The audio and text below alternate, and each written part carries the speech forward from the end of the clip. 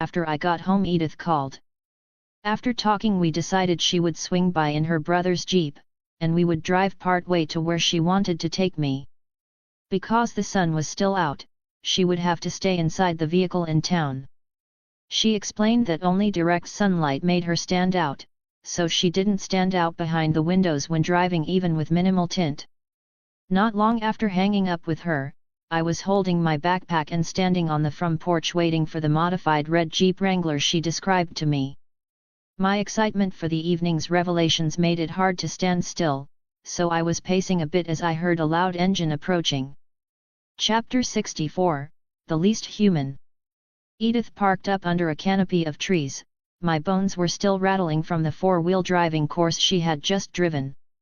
I was sure the Jeep would need a new set of everything that was related to the wheels or shocks. The 8-point harness was worth every minute it took me to put it on. As she turned the vehicle off, Edythe spoke. There were a few new ruts since the thaw. Guess I could have taken it a bit slower. But it was fun, right? I took my hand off the aptly named "oh shit" handle and gave her what I hoped was a convincing smile. I think I prefer to run through the forest on foot. Vehicles should be going fast on the road, not up and down mountains. I had been more uncomfortable going down the trails than going up them, surprisingly, but either way wasn't going to get added to my do-again list. But still, I liked that she enjoyed it. As I started to take my harness off, I looked at a big clearing not far from us. It was easily a 100-yard clearing that was fully illuminated by the sun. Is this clearing our destination? Edythe glanced at the clearing. No. This is where my family plays baseball and sometimes football, soccer, when we have friends over. Emmett managed to make a ball that didn't explode every time we kicked it. He was very proud, and that was what started him looking into different alloys and materials for a hobby. We can get a good game going when there are thunderstorms in the area.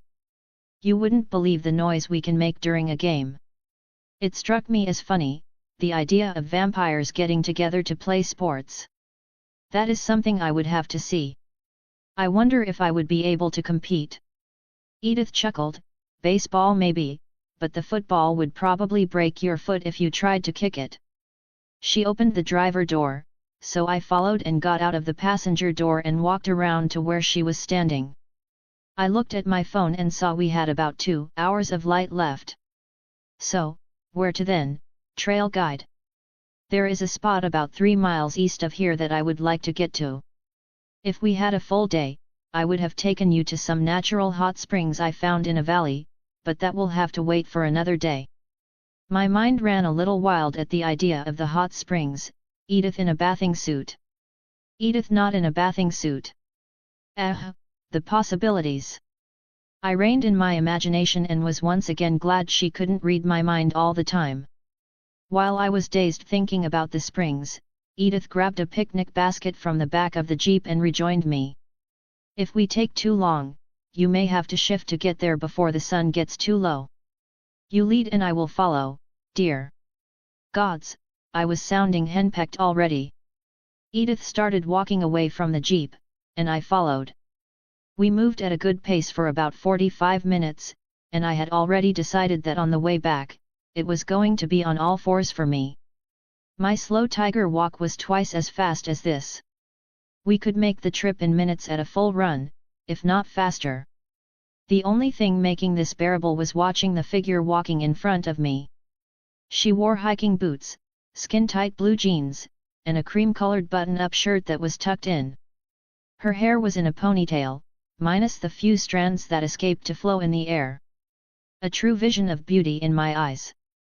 Before I knew it, Edythe turned and started straight up a mountainside.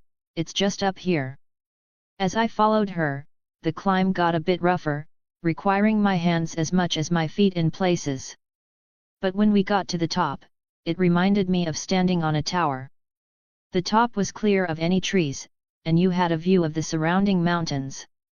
I looked around and saw clouds hanging in nearby valleys, and the colors of spring were everywhere. It was a wonderful view. I turned to share my excitement with Edythe, but as I was turning, she quickly said, "Don't. Not yet. Please." I froze where I was, forcing my eyes not to turn towards her. I wanted to assure her that nothing the sun could show me would make me think any less of her, but my mind was only coming up with lame assurances. Edythe, it's okay. You don't have to worry. I heard some cloth rustle, and my hearing took in the sound of buttons sliding through cloth. I took a deep breath and swallowed. Okay, I think I'm ready. I looked at the ground and turned in her direction fully, intending on looking up slowly. But a sparkle drew my eyes, and before I could stop myself, I looked directly at her, taking it all in. She had taken her shirt off, and all the skin that the light touched glittered like a polished stone. Colors I couldn't immediately recognize sparkled off her skin, jumping out at my eyes and messing with my depth perception. The curves of her face were almost mirror-like as they reflected the sun, but the even spots just sparkled. Every color was a shade of white and yellow at different spectrums. She held her arms over her chest, though I could see glimpses of what looked like a sports bra beneath them. Her eyes were closed, and she looked like she was about to step back into the shade of a tree. Everything about her right now screamed vulnerable. The closed eye, the trembling chin, the slightly turned head as if waiting to hear words of disappointment or horror. I moved towards her and put my hands on her shoulders. She almost flinched away. You are gorgeous, my sunshine. Her eyes opened, and I saw hope there and questioning. Her eyes asked if I truly meant it. So, I answered in the best way I knew how to. I leaned towards her, and pulled her towards me, at the same time, and pressed my lips to hers, like I had wanted to do for a long time now. The last thing I saw before closing my eyes was the shock in hers. Her lips felt a little stiff but pleasingly cold at the same time. I knew my body temp ran hot now, and kissing her was like pressing an ice cube to my lips. It tingled and was a little numbing afterwards. My hand slid off her shoulder and connected behind the small of her back as I pulled her closer, deepening the kiss. I felt her lips open, and her tongue gently touched my lips, as if asking them to open. My own tongue separated my lips and met hers, slowly they caressed each other. It was a very long time before we separated, her not needing to breathe and me not wanting to, combined with my increased lung capacity, made for a very long first kiss. There was no seeking for dominance with our tongues, just a gentile probing, a need to explore the other. I briefly wondered if the saliva would be poison to me, but nothing felt off yet, so I gave it no more thought. I don't know how long it was before we separated, but we both had saliva lingering on our lips and faces when we did. When I opened my eyes again, I looked down at her and smiled. That had felt wonderful. I hoped it felt the same to her, but didn't want to break the moment by asking. I also didn't want to move because as I looked down at her, I had a great view of her cleavage in her bra. Her chest was pressed against me, and the squishing was making all sorts of wonderful gaps in her bra. I think I underestimated her at a small C cup. She had to be pushing the next size up.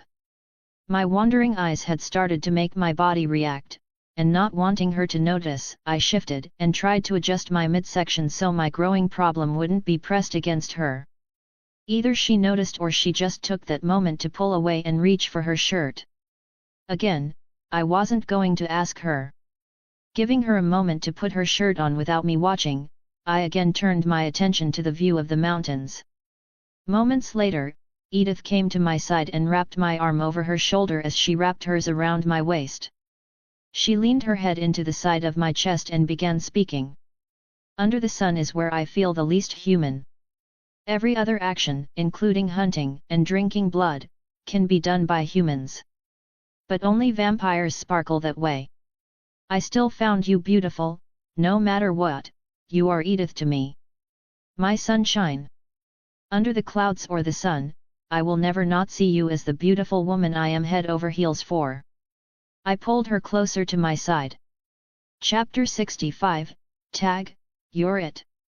As the sun began to sink behind the tallest mountain in the area, its waning light shone on Edythe and me as I ate the dinner she packed for me.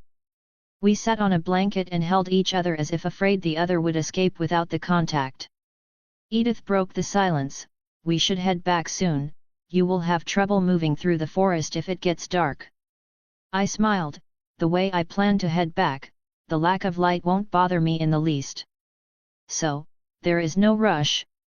Unless you have something to do. No. That's fine, I kinda forgot about that. I was focusing on just the moment, I guess. She laughed at her last comment.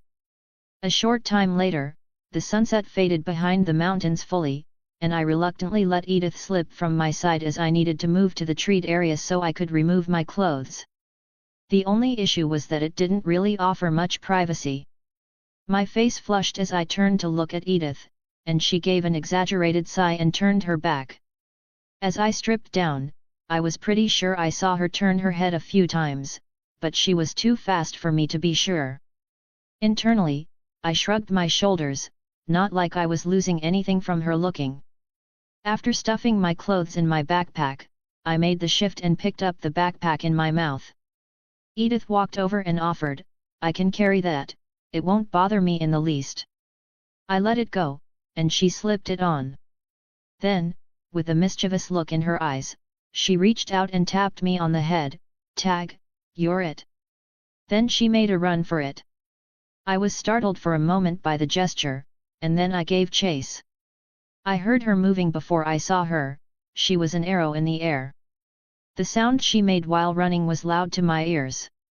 It didn't take long to catch up to her at my top speed, but the sight of her butt as she ran made me not want to pass her. For a moment, I thought about just keeping this view for a time, but then I heard, you can touch it, if you can catch me. Damn, I forgot she could read my thoughts in this form, good thing she couldn't when I was checking out her chest in her bra. A quick stumble from Edythe showed me that I was dumb to think that now. Well, she offered. I quickly lined up a good angle to catch her and gave it all I had. Just before I was about to reach out and tap her, we broke into a clearing next to the jeep. Edythe raised her arms, ha, I win. I leapt onto her, knocking her to the ground, standing over her, I thought, you didn't make it to the jeep though. Then I gave her a long, wet lick with my tongue, keeping it flat so the barbs of my tongue didn't scratch her. She broke out into peals of laughter. Fine, it's a tie then. Once I let her up, she handed me my backpack. I took it into my mouth and moved into the woods to get dressed. Once we were back in the jeep, we drove back to Charlie's house, and Edythe pulled into the driveway. Before I could invite her in though, Edythe's phone rang. She looked at who was calling and answered it. Hey Alice, I just pulled into Thomas's driveway. What's up? There was a moment of silence, and I saw Edythe clench her teeth. Is she okay? Did he get there in time? Then her body relaxed. That's good. Yeah, I'll be there in a few. Then she hung up.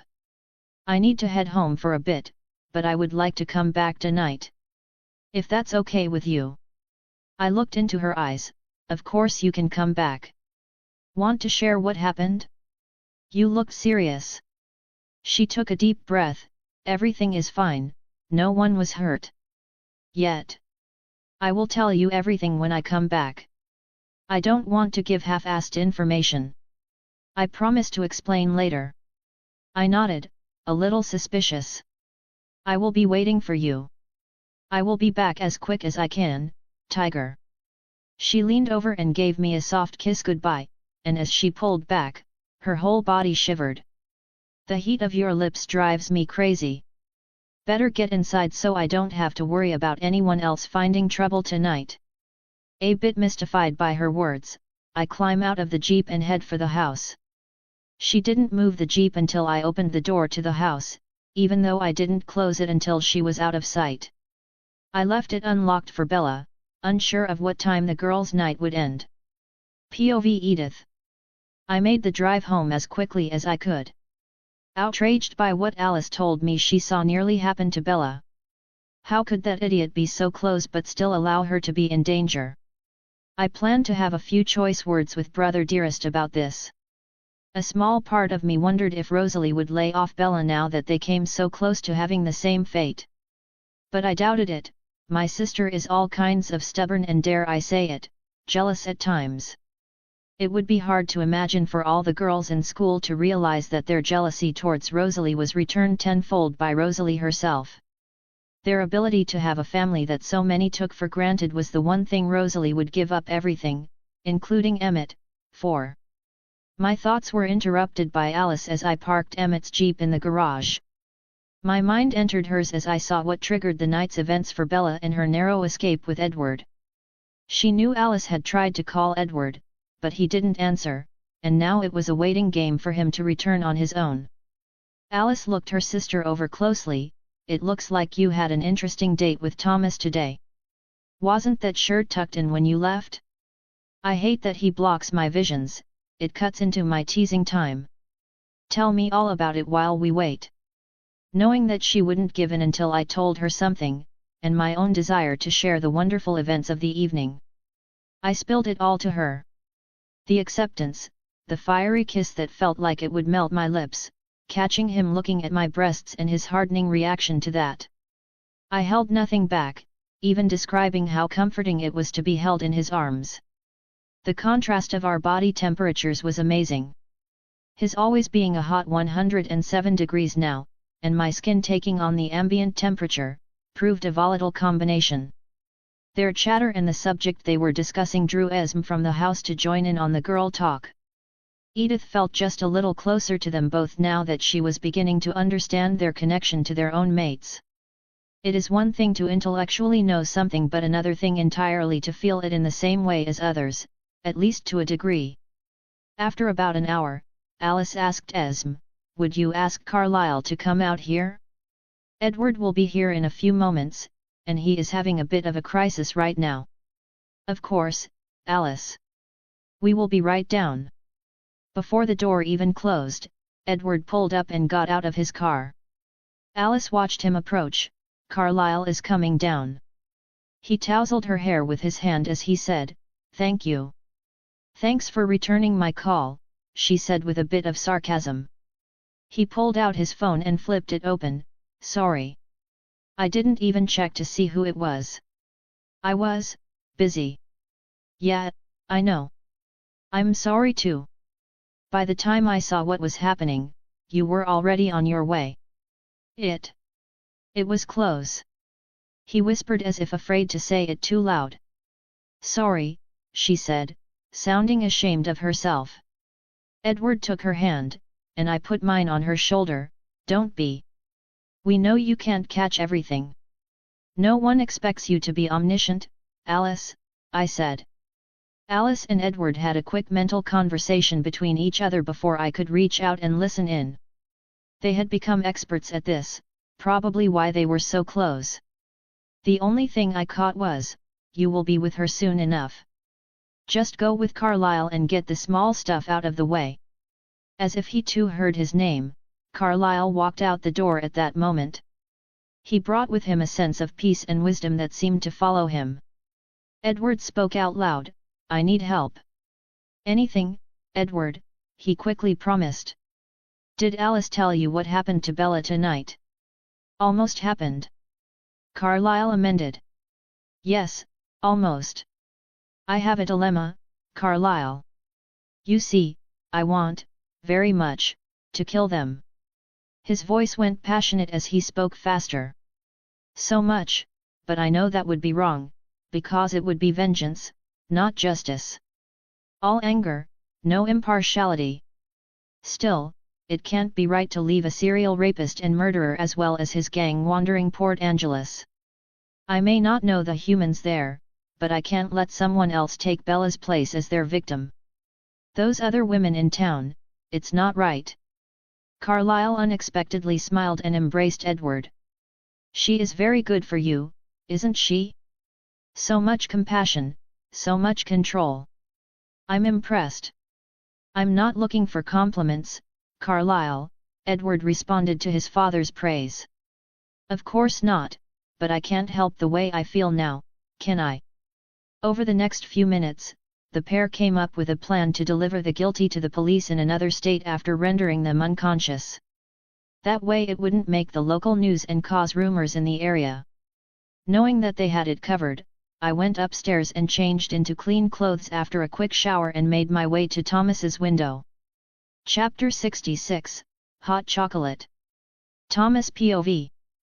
Edythe's reaction to her phone call and the comment about another person finding trouble made me worry for a time. But I assured myself that she would have told me right away if it was serious. Still, I had to admit I am a little anxious for Bella to get home, so I know she is okay. I went to my room and spent some time staring at my blank canvas yet again. I was trying to think of a way to put the music of Edythe's voice on the canvas. The sound of her moving through the forest, her laughter, everything about her. But I just couldn't make it go from my head and heart to the canvas. About 45 minutes later, my thoughts were interrupted by the closing of a car door and shortly after that the opening and closing of the front door. "Bella, is that you?" I yelled from my room. "No, I'm a random burglar using the door to break into the chief of police's house," came the reply. "In that case, all the valuable stuff is in the room across from mine," I shouted back. Our playful banter was interrupted by the phone ringing in the kitchen. I heard Bella answer it as I stood up and started down the stairs. When I got to the kitchen, I saw Bella talking on the phone in a low tone as if she didn't want to be overheard. "Hey sis, how was the girls' night out?" I said loudly. Turning to look at me, she replied to the voice on the phone, "Yeah, got to go. See you tomorrow in class." Then she hung up the phone. What? It was a question and a challenge at the same time. I smirked at her. "Sue, was that Jessica on the phone? Because if it was, then she got home awful fast for just dropping you off seconds ago.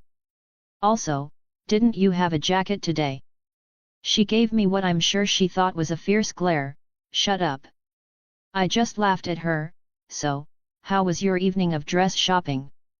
"It was fine, I got a little lost after the bookstore. But I ran into Edward, well he found me. But I had a good talk with him. He even drove me home after dinner.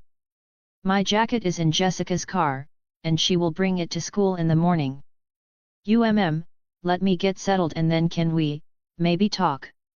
"Sure, I'll make us some hot cocoa while you get comfortable. We can sit in the living room and talk." "That sounds great," Bella said and started for her room as I made my way to the cabinet. I filled the kettle and put it on the stove to get the water hot, as I heard Bella start the shower. We both had chosen our favorite coffee cups in the house, and when I opened the cocoa packages, I took all the marshmallows out of mine and added them to hers. I found them flavorless, but she loved seeing them in her cup. Not long after that, the kettle started to whistle, and I took it off the burner and filled the coffee cups. At almost the same time, Bella came down the stairs and into the kitchen. I took both cups in my hand and said, "Why don't you let me carry these to the front room? You have your brush in one hand, and you aren't the most stable at carrying hot things in one hand. I don't want to have to start over after cleaning the floor." She rolled her eyes. "Fine, but I'm not that bad." As if the gods of irony were listening, when she turned to leave the kitchen, she stubbed her toe on the entryway and dropped her hairbrush as she started to hop around in pain. After steadying herself, she shot me a glare, not a word. I tried to keep my mouth closed, but a snort of amusement made it through anyway.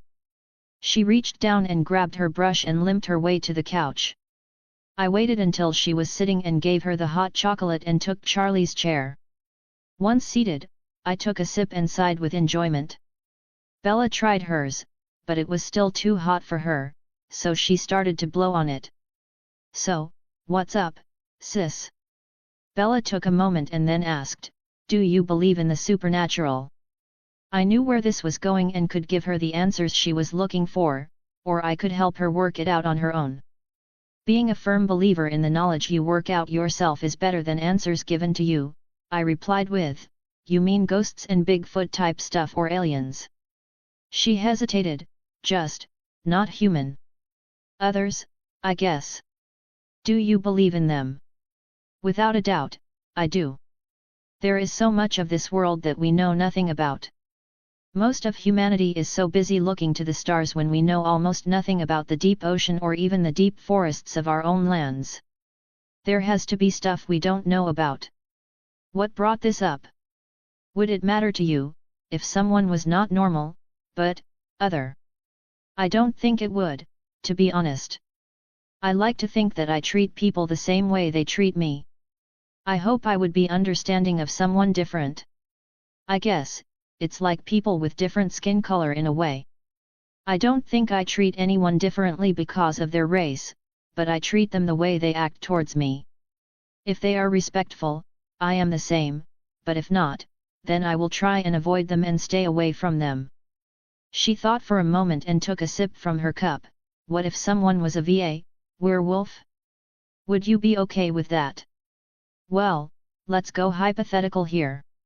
If the werewolf killed randomly or for amusement when transformed, I would say it was a danger to be contained or put down. But if they could control themselves, then I don't think it would matter to me. What about you? Would you leave me because you found out I was a were-tiger or something? She laughed. I think I am the same as you. So long as the other wasn't out to hurt me or mine, I wouldn't care. So long as they were good. I guess. But what if other were-tigers, I don't know, hunted people for food? Would that be okay with you? I gave a deep sigh. Now we are getting philosophical, sis. You could break it down to the vegetarians and hunters argument here, and I just don't have a blanket answer. A hunter who kills for the enjoyment of taking a life and leaves it to rot is very different than the hunter who kills to provide for himself and his family. But if humans can survive without meat, then is killing truly necessary? I paused as I took a sip from my cup. There are many animals in the world that are omnivores like humans, and they have no qualms about killing to fill their bellies.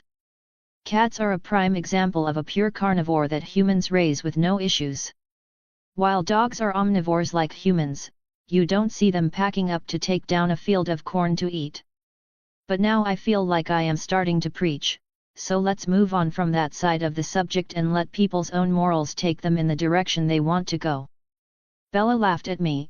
Yeah, you did go a little soapbox there. But, back to the main point, I think the Cullens may be other. There are just so many little things that added together make me think they are more. I chuckled. Well, as I am dating Edythe Cullen, I can guarantee she is more. As you put it. I have found changes in myself too, Bella. But I need to work through a few more things before I am ready to tell you and Charlie about it.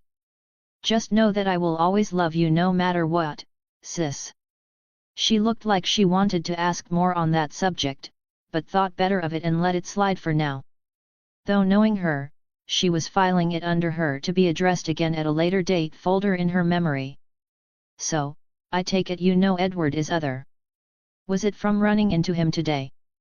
Not really, I have always thought he stood out more than would be considered normal, but the other day at the beach, I heard some reservation boys talking and then got Jacob off to the side and asked about it. They have a legend they call the Cold Ones, but after hearing that the Quileute think they are descended from wolves, I took it with a grain of salt. When I brought it up to Edward on the drive back from Port Angeles, we talked about it. I don't know, but he feels dangerous but not bad to me, and I really do like him, maybe more. Downing the last of my hot chocolate, I put my cup on the end table and looked directly at Bella. So, what are your plans then? I want to keep seeing him and see where it goes. I don't think he will hurt me, he is too worried about it. But I also know a part of him wants to. Wow, I sound like a borderline masochist who gets off on being in danger, hearing it out loud like that. I gave a deep sigh. I can't say I am thrilled that you are in danger, but you know I will stand by any decision you make until I see it's hurting you more than you will admit. And even if he is Edythe's brother, I will return any pain he causes to you with interest, even if you hate me for it. Don't act like you wouldn't try the same if Edythe hurt me. I added when I saw her back get all stiff when I threatened Edward. Fine, but don't take things too far. I don't want to be in a position where I have to choose between the two of you. She drank the last of her cup and stood up. Well, my hair is dry now, so I'm going to get some sleep, we still have school tomorrow. She grabbed my coffee cup and went to the kitchen. I knew she was probably looking through the freezer and cupboards to plan tomorrow's dinner. She liked to do that the night before, so she knew if she needed to stop at the store on the way home. I walked up to my room and gathered my bathroom supplies, and then took my own shower. I had to smell good for my late-night visitor. Chapter 67, The Day at the Mall. When Edythe arrived that night, she told me about Bella separating from Angela and Jessica to go to a bookstore and her getting lost when trying to regroup with them. My stomach sank when she told me that Bella had come across a group of drunks that were wandering the area and how they had started to corner her. She didn't hide anything from me, telling me about the group and their past deeds. Luckily, Edward was near enough to intervene. That was when I learned that Edythe's brother had a bit of a stalker side to him. My mind went back to the night I smelled something in Bella's room. Looks like I needed to have some words with him and set some ground rules. I mentioned this to Edythe, and she asked me to go easy on him and explained that his true reason for being in her room was to desensitize himself from her scent, not to get his rocks off as a voyeur. I didn't know if I fully believed her on that point, me being a guy and all, but I was willing to give him the benefit of the doubt until we talked. The fact that Bella was Edward's singer and all that meant, had me ready to move her back to Phoenix at first, but I knew it was far too late to try and avoid it. I tried to dampen my big brother feelings and partially succeeded, for now. So, what does it mean that she knows about vampires now? I remember Carlyle saying being a human and knowing of the supernatural was dangerous. Edythe sighed, for now, we are in a bit of a grey area. We can claim that she will be turned, but at a later date, to prevent there being issues with us living here. That will work on everyone but Arrow of the Vulture. He has an ability like Edward and me, but much stronger. He can read every thought you have ever had with a touch. Wow, that's got to be a jarring experience. It's our memories that make us who we are. I wonder if he changes a little every time he does that? Edythe shook her head. From what we have heard, he started with his ability just like us, but as he aged, he got stronger, which is how our abilities usually work. If he were old enough, his own personality would remain supreme. Unless he tried it on someone much older than himself, I would imagine.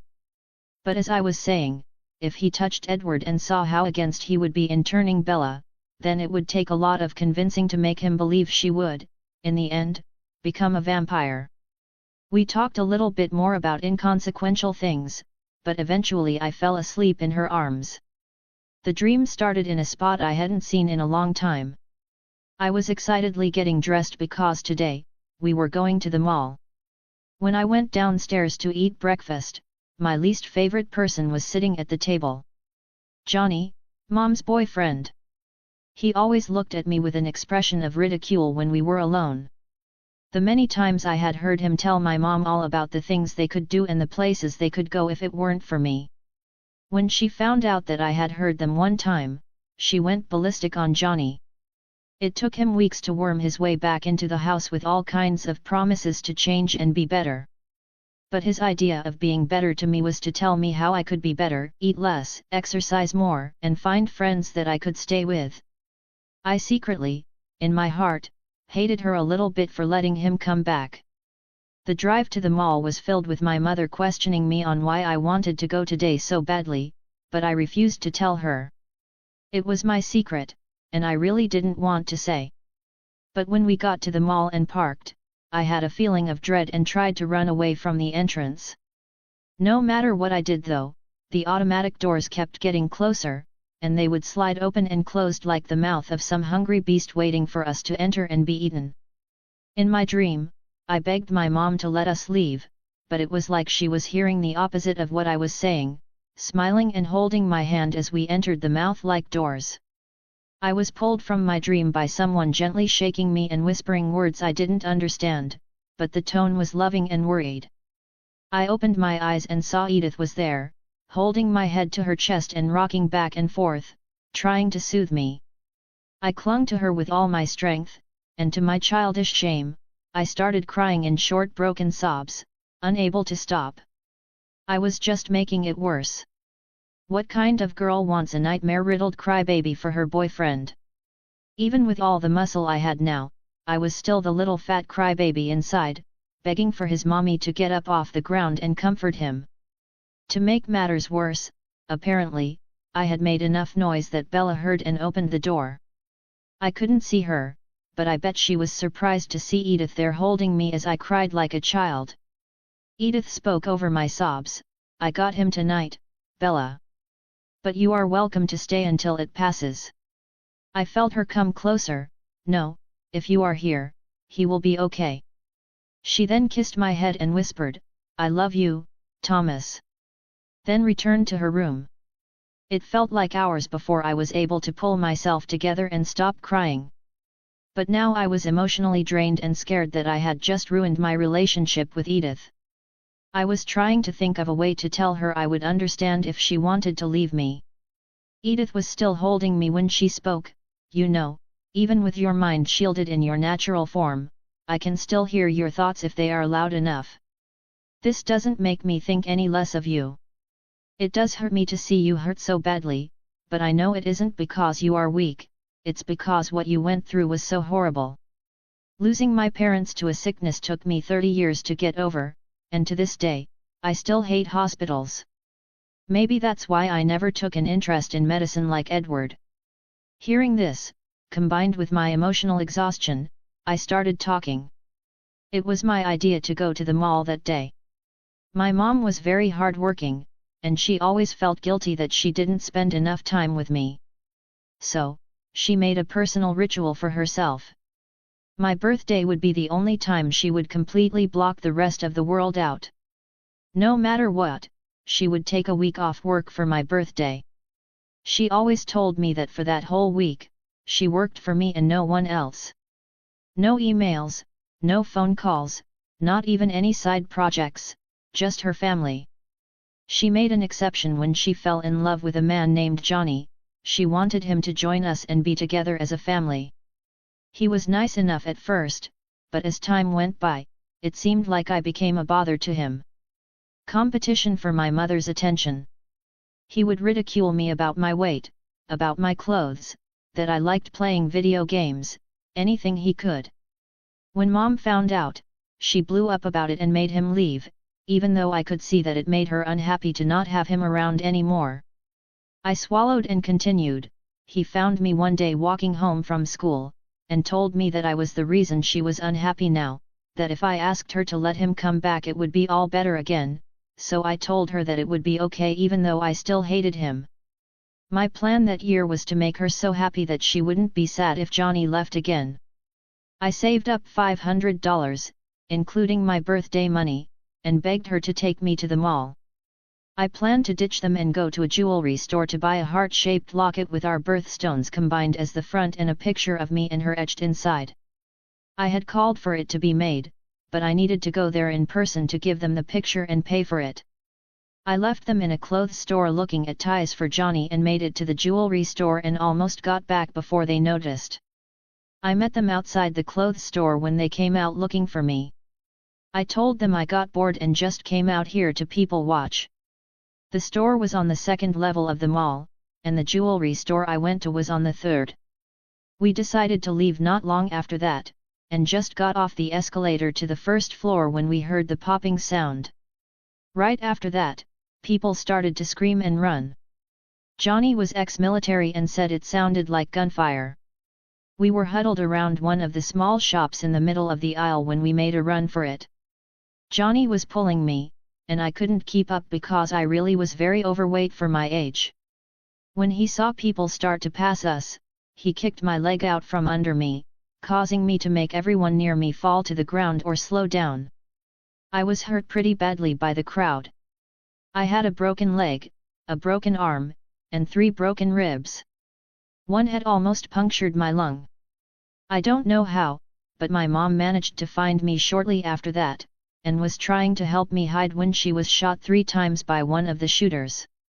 He was about to kill me when he was killed by a responding police officer. I later found out that it was the police officer's 3rd day on the job. I had been in the hospital for almost a week before my statement was taken, and I told them that Johnny tripped me. Unfortunate for me, Johnny had happened to have his picture taken as he carried an old lady out of the mall on his back. The papers had dubbed him a hero for taking the time to help a stranger. And just my word that he tripped me wasn't enough to charge him with anything. I asked them to look at the cameras, but they said it would look bad if he were a hero and rewarded by the police, and then later found to be responsible for my injuries. The detective told me to keep it to myself for the sake of everyone. Chapter 68, The Brother Talks. Edythe POV. I snuggled further into Thomas's embrace as he cuddled me, finally giving in to his exhaustion and falling back asleep. As I listened to him tell me about his past, I wished I could still cry. It felt wrong to sit there and listen to such a heartbreaking story with a stony face that was unable to show the emotions I felt inside. I reached out with my mind and looked for Edward in Bella's room. Once I entered his mind, he realized it and reached for mine so we could talk. We did this rather often when we were newborn vampires, but less so in recent years. You heard, I assume? I asked him. I did. It was a tragic tale, one I doubt he has told anyone in its entirety. Maybe not even Bella. He would be too afraid of losing her. As stupid as that sounds to me, they both are still emotionally young. Though Bella is much more mature than Thomas from what I have seen. You say that, yet they are more mature than we are in the emotions that we have buried for over 80 years. We can't stand on the moral high ground just because we can hear most everyone else's thoughts and have been able to for so long. Hearing the emotion through others and feeling the emotion ourselves is very different, I have come to understand. Besides, they are both nothing like what we normally hear. I have talked to Bella a good bit, and she surprises me constantly. I bet it's no different with you. I heard the sigh from the other room. Yes, she never reacts the way she should. I have come to the conclusion that however she will react to something, it will be the opposite of what I expect. I am going to ask her to join me in my meadow this weekend, while you are at the dance. I think she needs to see me in the sun. To see me at my least human moment, as you call it. I bet she handles it as well as Thomas did when I showed him. I will warn you though, I have never been as afraid of rejection as I was at that moment. It felt like I would shatter if he rejected me. Edward collected his thoughts.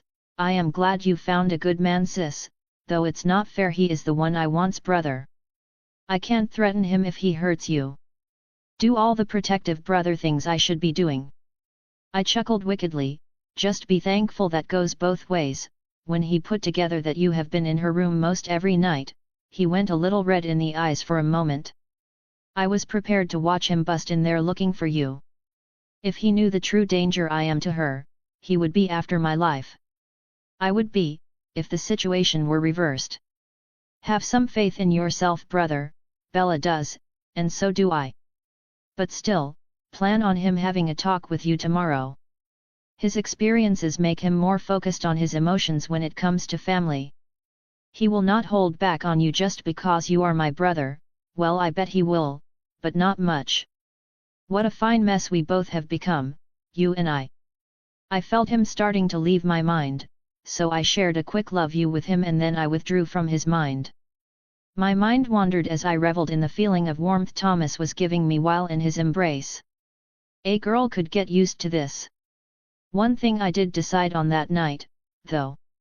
I would be going to Denver one day soon, alone. There were things that needed to be set right. Morning, Thomas POV. Waking up with Edythe in my arms was a wonderful experience for me, but it had to be so boring for her. Locked in someone's embrace, unable to move or adjust from the little pains being too still would cause. When I brought this up, Edythe assured me she could remain in any position with no discomfort for any amount of time needed. She just used the time to go through her thoughts and just enjoy the closeness we shared. I was partially convinced, but there will always be a little voice in my head that thinks she is just being considerate of me over herself. So, I would just make sure to do the same when I have the opportunity. That morning, I woke up, did my bathroom stuff, and then joined Edythe in the kitchen. Greeting her with a good morning kiss, now that I brushed my teeth, and eating the 3 eggs she made for me. It felt a little weird to me this morning to touch Edythe. I guess her core temp rose to nearly match mine since I was holding her so close last night, so there wasn't such a contrast as I had become used to. As I ate, I pondered the lightness I felt in myself. It was as if a weight had been lifted from my shoulders. Was it the emotional release from last night affecting me? The relief that Edythe had seen me in such a pathetic state and stayed with me? Or the fact that I had finally told someone it was my fault we went to the mall that day? I don't know why I always held that back, but I couldn't admit to my aunt that I was the reason her sister died. My growing knowledge and logic said one thing, but my emotions said another. Logically, the gunman killed her. Emotionally, I was the reason she was there to be killed. Once I was done eating, I cleaned the plate and the pan, as Edythe grabbed my backpack, and we held hands as we went outside. She kissed me again with the intent of leaving for home, but as Jasper wasn't there waiting for us, I reached for her and deepened the kiss to more than just a goodbye peck. She pressed her body against mine, and we lost ourselves in the kiss. Eventually, a short cough broke us out of the little world we had created between each other during the kiss. As we separated, she gave me another little peck kiss and left for home with a "Bye Jasper, you guys have fun. See you at the station." Jasper just waved at her and gave me an amused look. "You do realize, you have several Big Brother speeches coming your way, right?" I smiled back. As a Big Brother myself, I would be disappointed if they weren't coming. "I have one to give today, myself." Jasper laughed. "Well, mine will be simple. Don't do anything permanent with her, until you're married. There, done. Now let's go exercise. I feel a mighty urge to throw you around the forest for a while today." I rolled my eyes but ran next to him as we took our usual path. After running a short distance, I had to ask the question that was burning in my brain: "Jasper, can you explain the vampire body to me a bit?" When I first kissed Edythe, I worried a bit about the venom affecting me. Vampires only consume blood, but something must keep your bodies lubricated, I guess is the word. I feel saliva when Edythe and I kiss, but will it lubricate the whole body? I'm asking now to know what to prepare for, after we marry, if she will have me at some point in the future. He kept his eyes straight ahead as he answered, "I am not much for the medical side of our physiology, but I can see why asking either of the men who are medically inclined would be an intimidating thing. You bet your ass, I want to ask a girl's father and brother if she will get wet enough for sex one day, about as much as I want to die." When we got to the edge of the forest, Jasper started walking and continued the subject. "In Denali, Alaska, there is a coven that, like us, survives off animal blood. 3 of their members, Tanya, Kate, and Irina, are known to have relations with human males. So, any physical intimacy should be no problem between you and Edythe, after marriage. As for the venom we produce, it only gets produced in the act of feeding, extreme hunger, or biting someone, from what I understand. Venom is the reason for my scars. It is the only thing our bodies can't fully recover from without decades of time. So, your scars will eventually fade away, right?" "Yes, if I live long enough. Now, we are here, so let's start with the training." The next hour and a half was an exercise in flight on my part. Jasper seemed intent on showing me the many ways a vampire can throw me through the woods. The only reason I spent more time on the ground than in the air during the training was that, in the end, it was taking me longer and longer to get up. Other than that, I was in the air. One thing I did notice in all my time on the ground was that I had an audience today. It was a small red fox with a squarish face and a short muzzle. It must be so small because of coming out of winter hibernation. Its eyes were squinted and more intelligent than I would expect, but I just chalked that down to me imposing my own thoughts on the little thing. Chapter 69, Understanding. First class that morning was nothing special. However, Alice did inform me that I had to go to her house for the final fit of my suit for the dance. She and Rosalie had collaborated on everyone's outfits, and there was no way I was crossing those two at the same time. I walked Alice to her class alone, as Jasper didn't come to pick her up today for some reason. During our walk, we noticed that the main topic of conversation today was that Edward and Bella had arrived at school together in Edward's car. It was a bigger story than when Edythe and I showed up together. I couldn't wait to tease Bella in class. The rest of the day was what I had come to think of as normal for me now. I focused on Edythe more than the teacher in math. Lunch was spent together with her family, minus Edward, because he was with Bella again. Edythe informed me that they were doing the 20 questions game. I just chuckled about that. After the lunch bell rang, I gave Edythe a quick kiss and headed for gym class.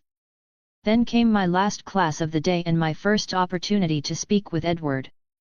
I spent a lot of time working on my stance about his practice of being in her room without her knowing. It bothered me, but from what Edythe told me, it did serve an important purpose.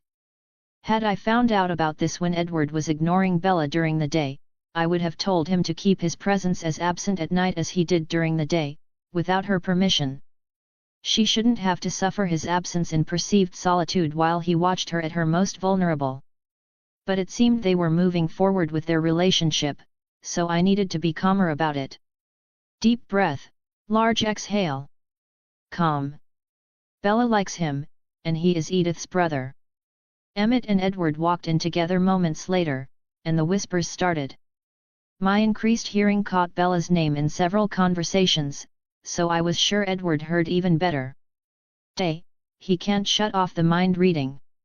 Bet he hears more than he wishes.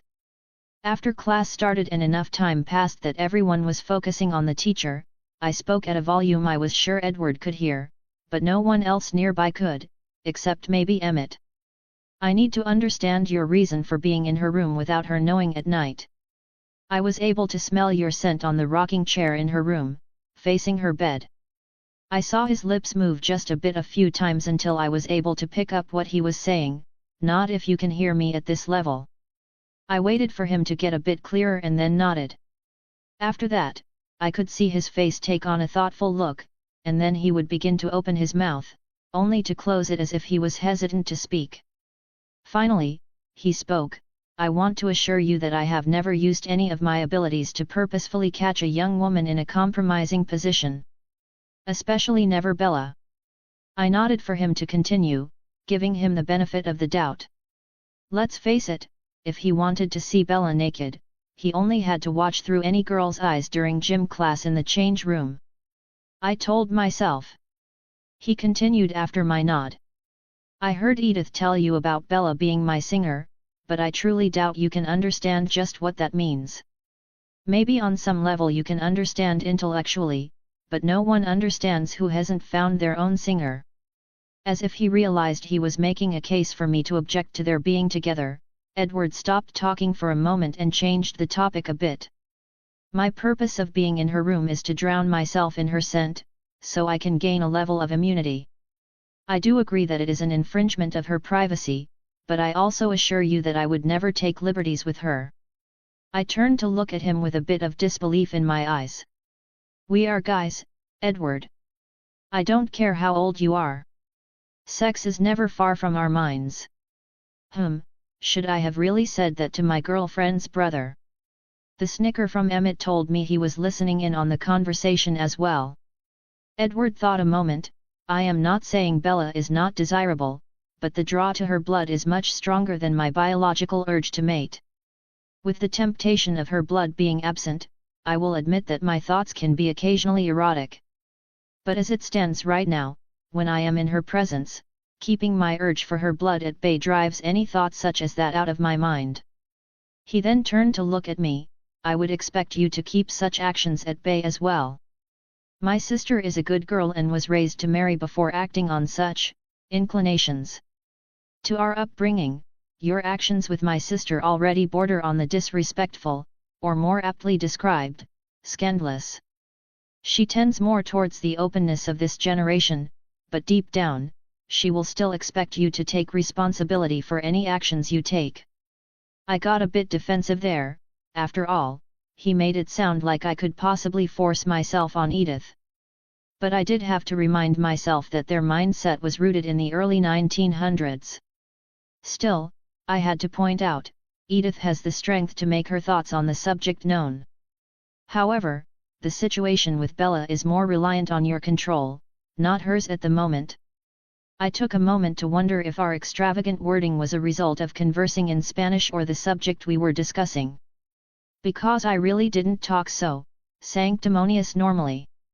Formal, yes, that's the way we seem to be talking. Before we could say more, the end-of-day school bell released us for the day. Edward quickly spoke as I gathered my stuff. Give me until this weekend, I will tell Bella and only enter her room with her permission from that point forward. I simply nodded at Edward, signaling the end of our conversation for now. Then I gathered up my stuff and walked out of the class and to my locker, where Edythe was waiting for me. I smiled at her. Hello gorgeous, mind giving me a lift to your house? Alice says it's time for my final fitting. That won't be a problem. I am proud of the way you handled the conversation with my brother. I laughed. You hear it all from his mind or something? She giggled. Nope, he can sense when I'm in his mind. I was listening along with Emmett. He had trouble controlling his laughter. The formal way you two spoke to each other gave him fits the whole time. I smiled at her.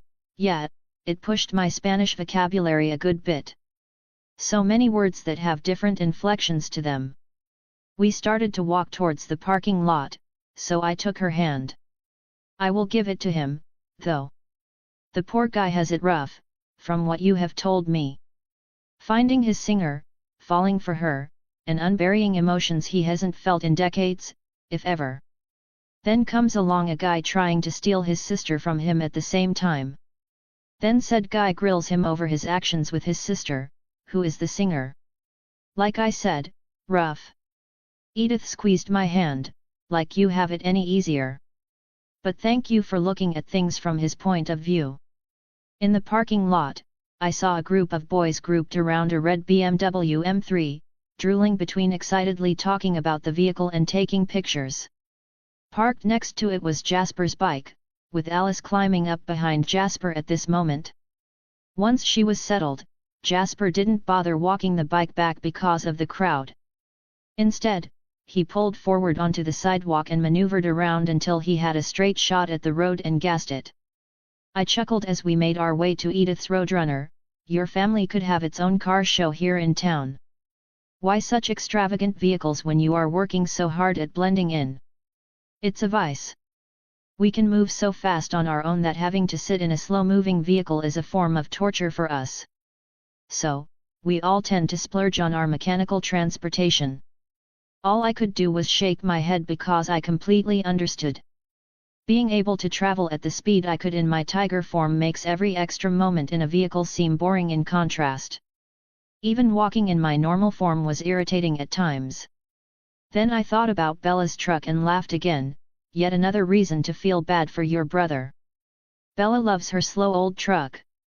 Chapter 70, A Kept Man. As I stood perfectly still doing my time as a mannequin, I continued my conversation with Alice and Rosalie. So, UV sunblock won't work to stop the sparkling of your skin in the sun, how about other lotion options? Alice shook her head as she stood on a stool working on my jacket's shoulder seam. Anything thick enough to work makes a person stand out, and feels disgusting. It would have to be something unnoticeable out of the sun's rays but still block the rays when direct light hits us. But at least no artificial light makes us stand out so far. Rosalie added to the conversation, we have heard of a vampire who is working to understand just what spectrum of light makes our skin shine. But he isn't having much luck so far. She turned her head toward Alice. Alice, I am not sure I approve of the button color. It matches his shirt, but shouldn't they match Edythe's dress color instead? I think it's better to have his suit match him more than Edythe. After all, it's his outfit, and he is not an accessory to Edythe's outfit. The guy needs some individuality. As they discussed my suit, an idea struck me.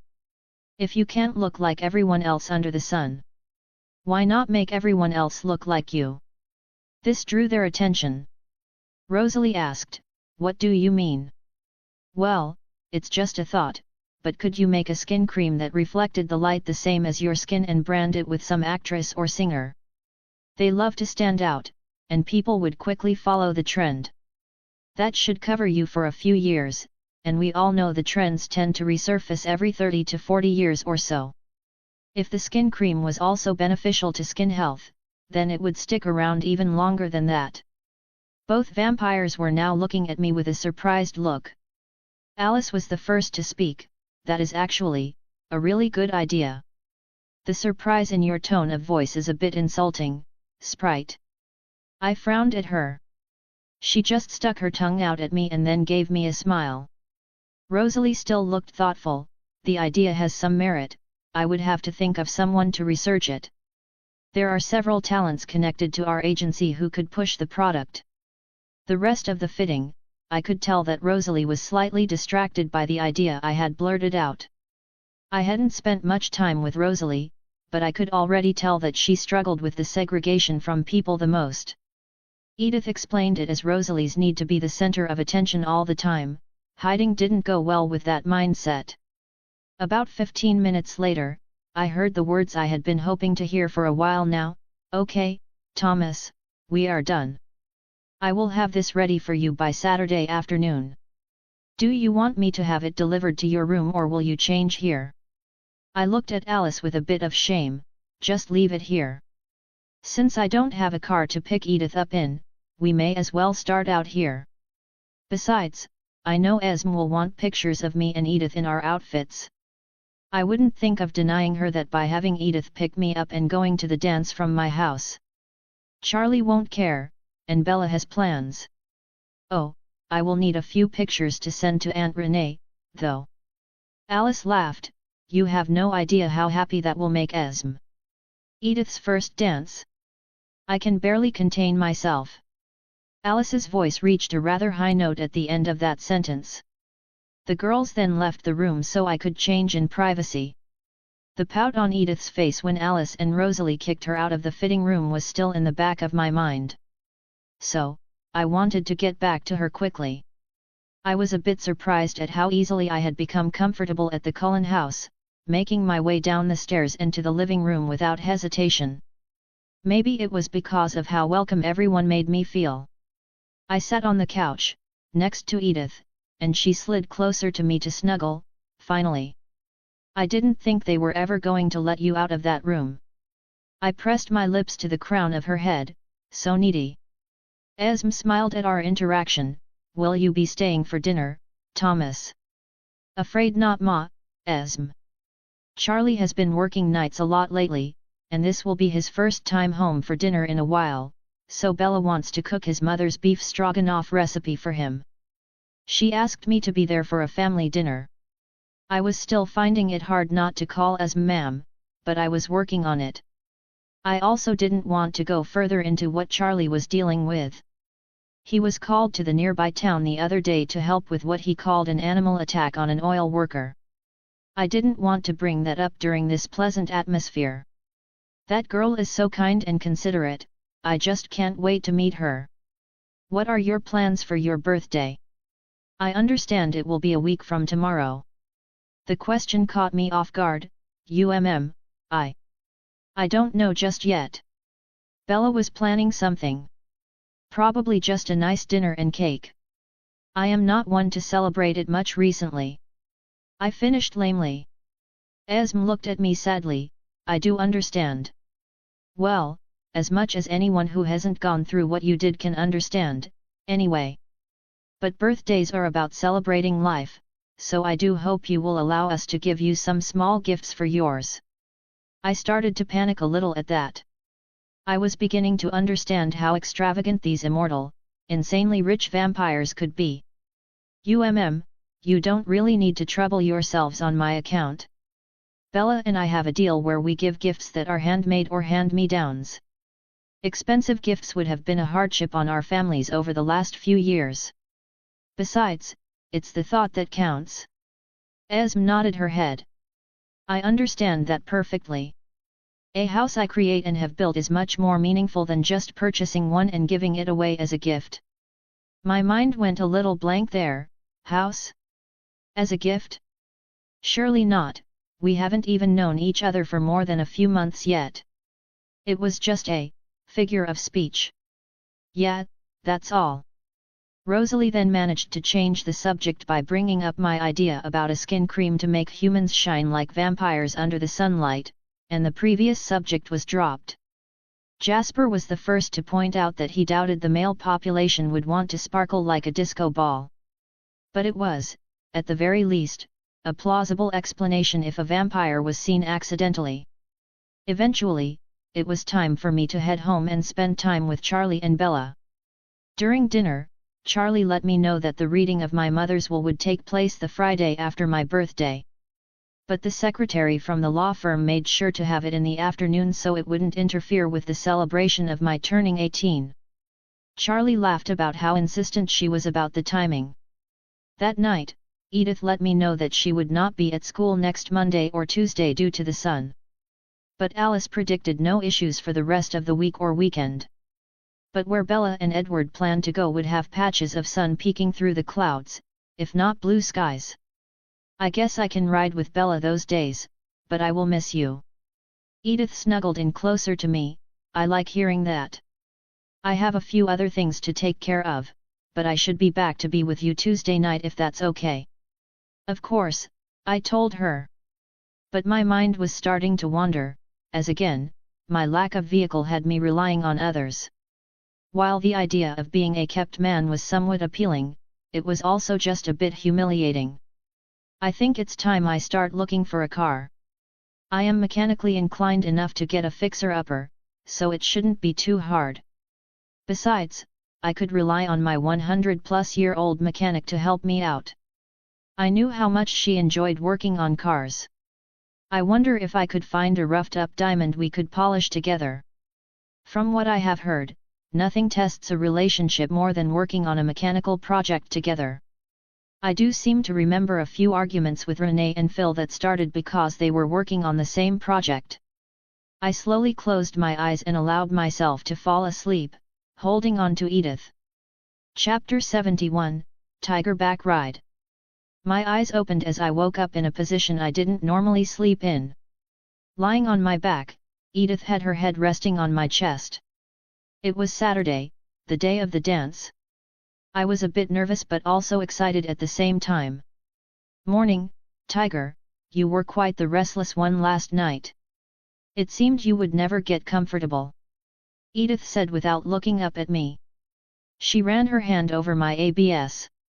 I smiled and stretched my arms out, then I reached down and gathered her onto my chest. Morning sunshine. I had some weird dreams. Showing up to the dance without pants on. Then there was one where the dance was attacked by some big worm-looking thing you were trying to shoot with a bazooka. The last one, a blonde chick, showed up with something she called Mr. Pointy, looking to kill all the vampires in the school. She laughed. The no pants at the dance sounds interesting. But then I would have to compel every girl there to forget what they saw. The last one sounds suspiciously like that old Buffy TV show. We laughed and lay there for a little longer before I forced myself to get up. What time does Alice have us scheduled to be there to get ready for the dance? She wants us there at 2 but no later than 4. She is going way overboard, the dance doesn't start until 7. Well, let's not bring out the little gremlin in her. She is excited for your first dance, so she naturally wants it to be perfect. The only thing that would get her to loosen the reins on us would be if Bella and Edward made a last-minute change of plans and came along. Edythe smiled and then broke out into a chuckle. Yeah, that's not happening. Bella is so excited to be going to the meadow that she woke up almost earlier than Charlie this morning. You can probably hear her pacing the time away in the kitchen right now. Good thing you told her you wanted to sleep in because of the dance tonight, or she would probably come woke you up already. I gave her a quick peck on the lips. Well, why don't you go calm her down while I shower and get dressed? Edythe stood and nodded her head, but she was thinking, I would rather join you in the shower. Your hands wandered while you were tossing and turning last night. Bella isn't the only one who needs to be calmed down. Rather than say that out loud, she quickly made her way downstairs. I walked to the bathroom, unaware that if I had been able to read her mind, this morning could have been a memorable one. The rest of the morning was spent in distraction. Bella was trying to stay calm about her first outing with Edward. Edythe and I were trying the same for the dance. Random discussions left Bella the opportunity to give up some embarrassing stories on me, and in turn, I gave some up about her. Around 1 o'clock, Edythe turned to Bella, "Edward is here." Then there was a knock at the door. I was finishing up the dishes from a rather large lunch we had because we all knew that the evening would be long with little opportunity to eat. Bella wished us a fun evening and reminded us to get pictures for her and Renee. I told her to be careful and then told Edward to bring her back safely. Shortly after that, I was hiding a smile at the tortured look Edward was giving the old red pickup as they had to sit and wait for it to warm up before Bella could get it in reverse to pull out of the driveway. Moments later, Edythe and I left out the back door and headed into the forest. We separated for a moment so that I could undress and make the change to my tiger form. The time it took for my shape change to happen was decreasing. It seemed much more natural to pull all the fire into my body now, where before it was like I had to lead it where to go. Now, when the flame reached my chest, it dispersed to the rest of my body on its own. Edythe gathered the backpack from me and put it on her shoulder. She then reached out to run her hands along my back, petting my fur. "You are getting bigger all the time. I wonder where you will stop. You are already big enough to ride like a horse." Enjoying the feeling of my girlfriend stroking my back, I thought towards her, "Jump on, let's see how fast I can move." Edythe's eyes sparkled, "Are you sure? I don't want to hurt you. We have time to play around, and I have no problem giving my girl a tiger back ride." Unable to hide her excitement, Edythe swung a leg over my back and tried to get seated in the middle. I took a couple of slow steps and thought, "Move a bit farther forward, closer to my shoulders." She did, and I moved a few more steps in experimentation. After getting used to the added weight, I'm going to start moving faster. First, a walk, then a light lope. And if you are comfortable, then maybe a run. Sound good? "I feel like a little girl again, this is so cool," Edythe said in excitement. I just let out a chuckling noise through my open mouth and started moving at an increasing pace. Her added weight really didn't seem to hinder me much, but I knew there were several actions I couldn't take with her on my back. After a bit, I began a slow run as I twisted through the forest. It was then that we hit our first real problem. "Ease up with the legs, Edythe. I can feel my ribs creaking, and it's getting hard to breathe." She relaxed her thigh muscles. "Oh, sorry. It's harder to steady myself when you're moving fast. Lean forward and see if you can get a handful of fur just under my neck, my skin is loose enough there to help. Just don't squeeze too hard or pull out my fur." I felt her do as I said, and it wasn't too uncomfortable, but at least she wasn't squeezing me to death now with her thighs. I went back to a decent pace again, and she had no trouble holding on. As we got closer to her house, "How about trying full speed for the last little bit?" Edythe was quick to respond, "Go for it, I'll jump off if there are issues." The last couple of miles, I went all out. Edythe had to hold on tight, but she was also making sure not to hurt me. As the trees blurred by, Edythe let out a whoop of pure enjoyment and laughter. In moments we were at the stream near the house, and I leaped the gap with no issues. This caused Edythe to shout out in joy once again, and when we burst through the tree line, it was into a crowd of vampires that stood in their backyard looking in our direction. I slowed down under their gazes and stopped for Edythe to jump off my back. Alice was the first to say something that looked like fun. "You have no idea, but sorry, sister dear. I am the only one riding my boyfriend," Edythe said with a sinister smile to her sister. Alice pouted but gave up quickly. "Fine, be stingy." Everyone laughed at the pout on Alice's face, but soon spit up, going back to what they were doing. The exceptions were Emmett and Jasper as they approached me. Emmett was the first to speak, "Let's fight." I could see the childlike delight in his eyes and nodded my head. Then I looked over at Edythe and thought, tell him, I'm good with it. No biting and no claws on either part. When she relayed my conditions, both Emmett and Jasper looked excited at the prospect. Let's take this to our training field, Emmett. No need to ruin the forest so close to the house. Jasper then looked at Edythe, will you come to help us communicate? Before Edythe could respond, Alice stuck her head out the patio door, not a chance, we need to start preparing for the dance. Rose and I want to experiment with your hair a few times before deciding how to do it. Let the boys play, you get in here. With a resigned sigh, Edythe answered Jasper. I will watch from your minds when I can, but you can communicate just fine if you keep the needed responses simple, or just yes or no responses. Here, take his backpack so he can get dressed after you're done playing around. She gave me a quick hug around my neck and then headed towards the house. Have fun. Chapter 72, Fighting Emmett. The three of us ran for a few miles to a small opening that showed torn up ground and tree stumps that looked splintered. Jasper placed my backpack in an out-of-the-way place and spoke. We come out here because Esme gets a mite bit upset if me and Emmett get too worked up. Emmett laughed, that time I tore your leg off, she got so mad that she kept at me for the next 2 years. Jasper gave a chuckle. I tried to convince her you were just learning the extent of your strength and how to hold back, but she wasn't having it. All I could do was look between the two and shake my head. Tearing someone's leg off and then laughing about it. Guess that story the Quilutes have about vampires being able to reattach limbs was true after all. Emmett gave me a smile, don't worry, I'll go easy on ya, kid. He then walked over to a tree trunk that was lying in the clearing, picked it up, and tossed it into the woods where it landed with a great crash.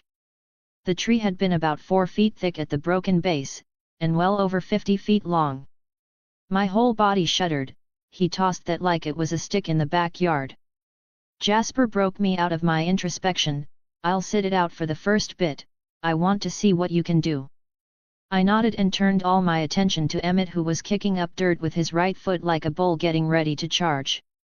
I stepped farther away from Jasper and found a good even spot.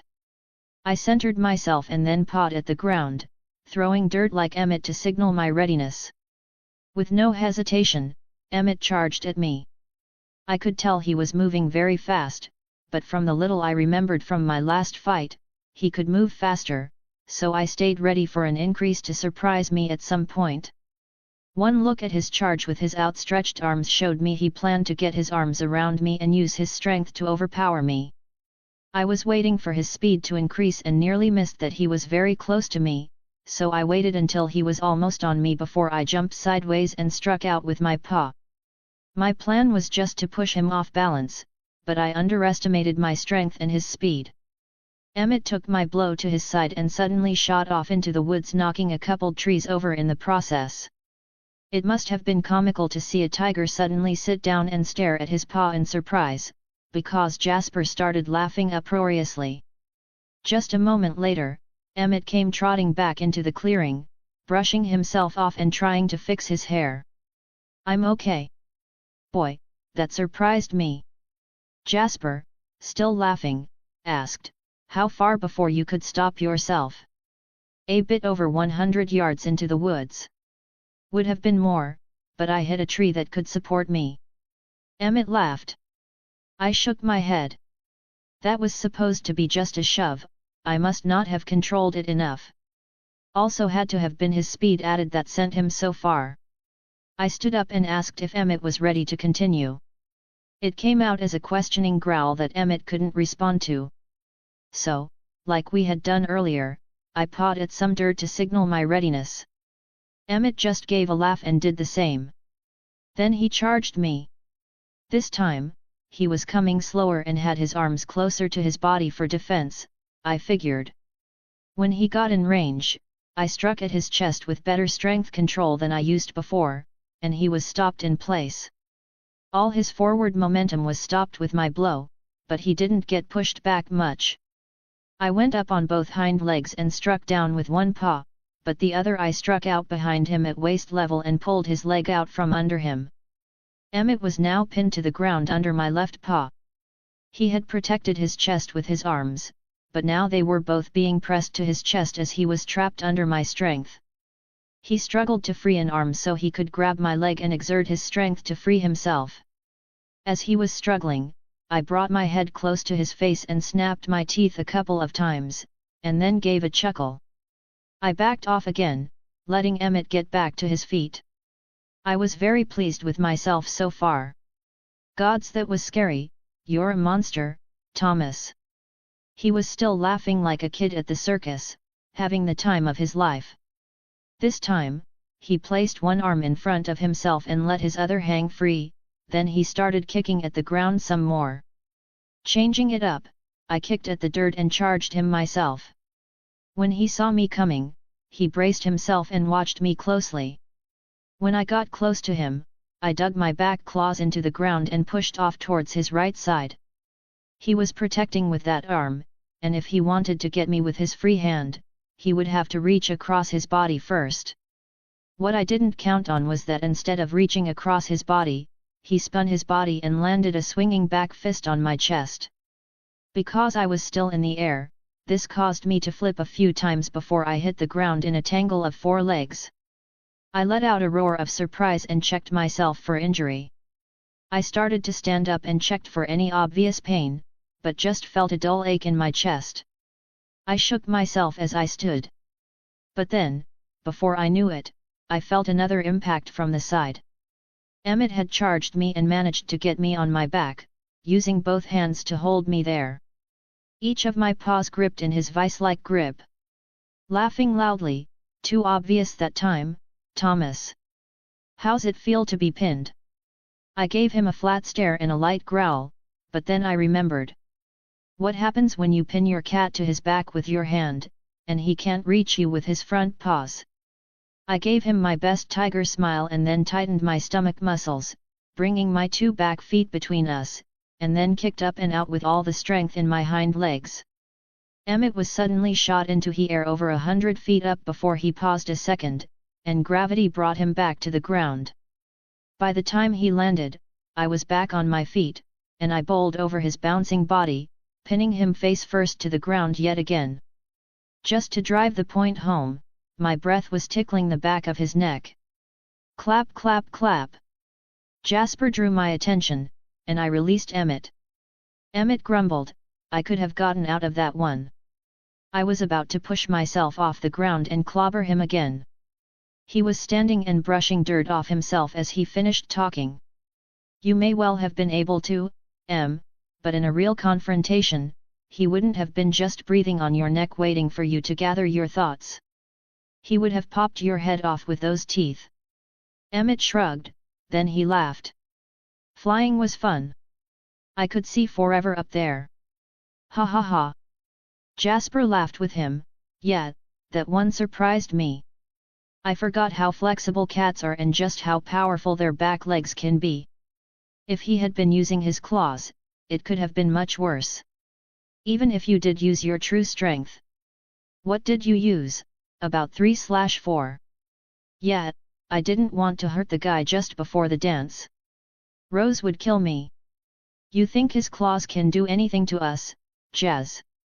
Jasper turned to me. Can I see your claws, Thomas?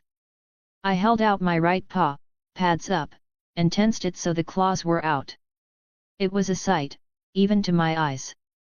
My pads were black, but the claws were a pearl white. They were hooked for pulling and sharp enough to cause Emmett to give a slow whistle. Jasper pulled his sleeve up and ran his forearm softly across my index claw. It sounded like a nail on a chalkboard and left a line on Jasper's skin. That was just sliding my arm over the claw. No pressure at all. Yeah, his claws will work on us. Wicked. Emmett responded. Chapter 73, The Dance. We spent a couple of hours wrestling around, careful not to hurt anyone permanently. We were also keeping an eye on Jasper's arm to see how long it took to heal from the light scratch he gave himself. So far, it hadn't healed at all. Jasper called a halt to our fun. Well, guys. I think I need to call it here. If I am going to avoid mistakes, I need to hunt before the dance tonight. All the random emotions and blood-pumping teenagers will put a strain on my control for sure. Emmett nodded. Me and Rose hunted last night. There was a herd of deer 2 valleys to the southeast. You should be able to pick their trail up easily enough from there. As they separated, Emmett walked over and took up my backpack. Let's head back. You will have to use Edward's room to get ready. No worries about having to use his soap. Edythe got a copy of what you use at home and stocked it in there. Shaking my head at the attention Edythe gave me, I resolved even more to never take her for granted. Emmett started running, and I took after him, excitedly bounding off trees here and there. When we got close, Emmett stopped and set my backpack down, then gave me a wave and headed to get himself ready. I made the change and put my clothes on, then started my own way in. Once there, I was met by Esme. Thomas, dear. I have a meal ready for you. It's at the table. I placed it when I saw Emmett come back. I'm glad to see no one got hurt. I smiled and shook my head. You put yourself through too much trouble for me, Esme. But thank you regardless. I really do appreciate it. Oh, nonsense. You go eat, you are going to need energy for the dance tonight. Knowing that to keep resisting would be rude, I quickly went to the table and seated myself for a wonderful dinner.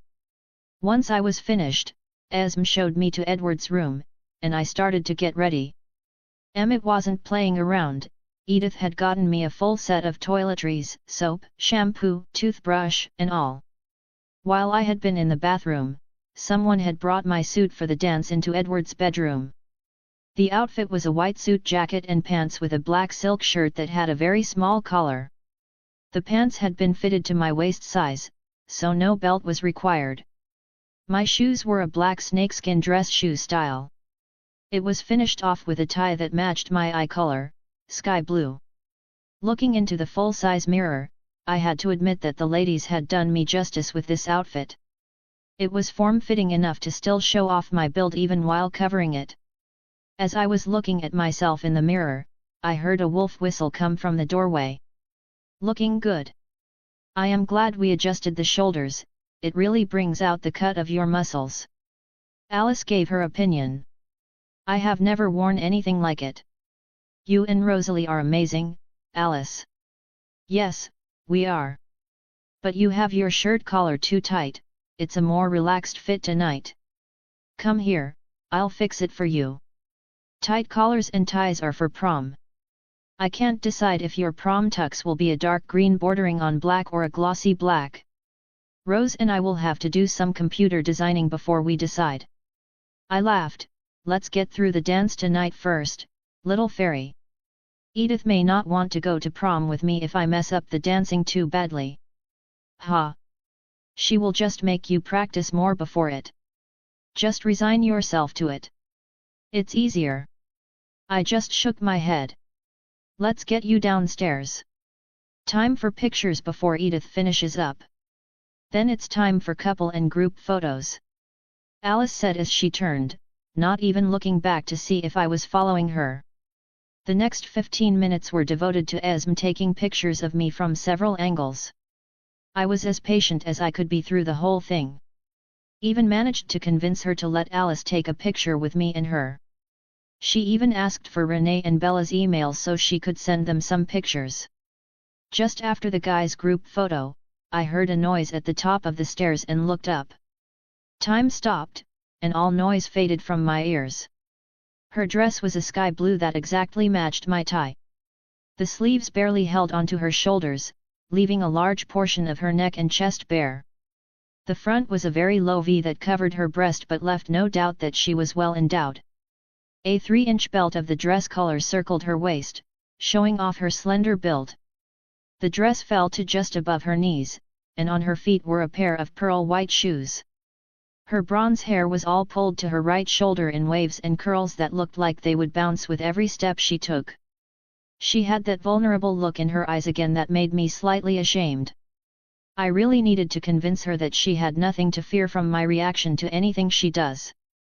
I found myself climbing the stairs just as she was descending them. We met halfway, and I took her hand in mine. I have no words to tell you how you look to me right now. Part of me wishes I could transform so you could see my thoughts. The only words that come close are that I am a very lucky man. I kept her hand and walked her down the stairs, not even hearing the clicking of the cameras.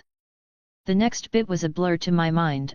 I only had eyes for Edythe and just paid subconscious attention to my surroundings.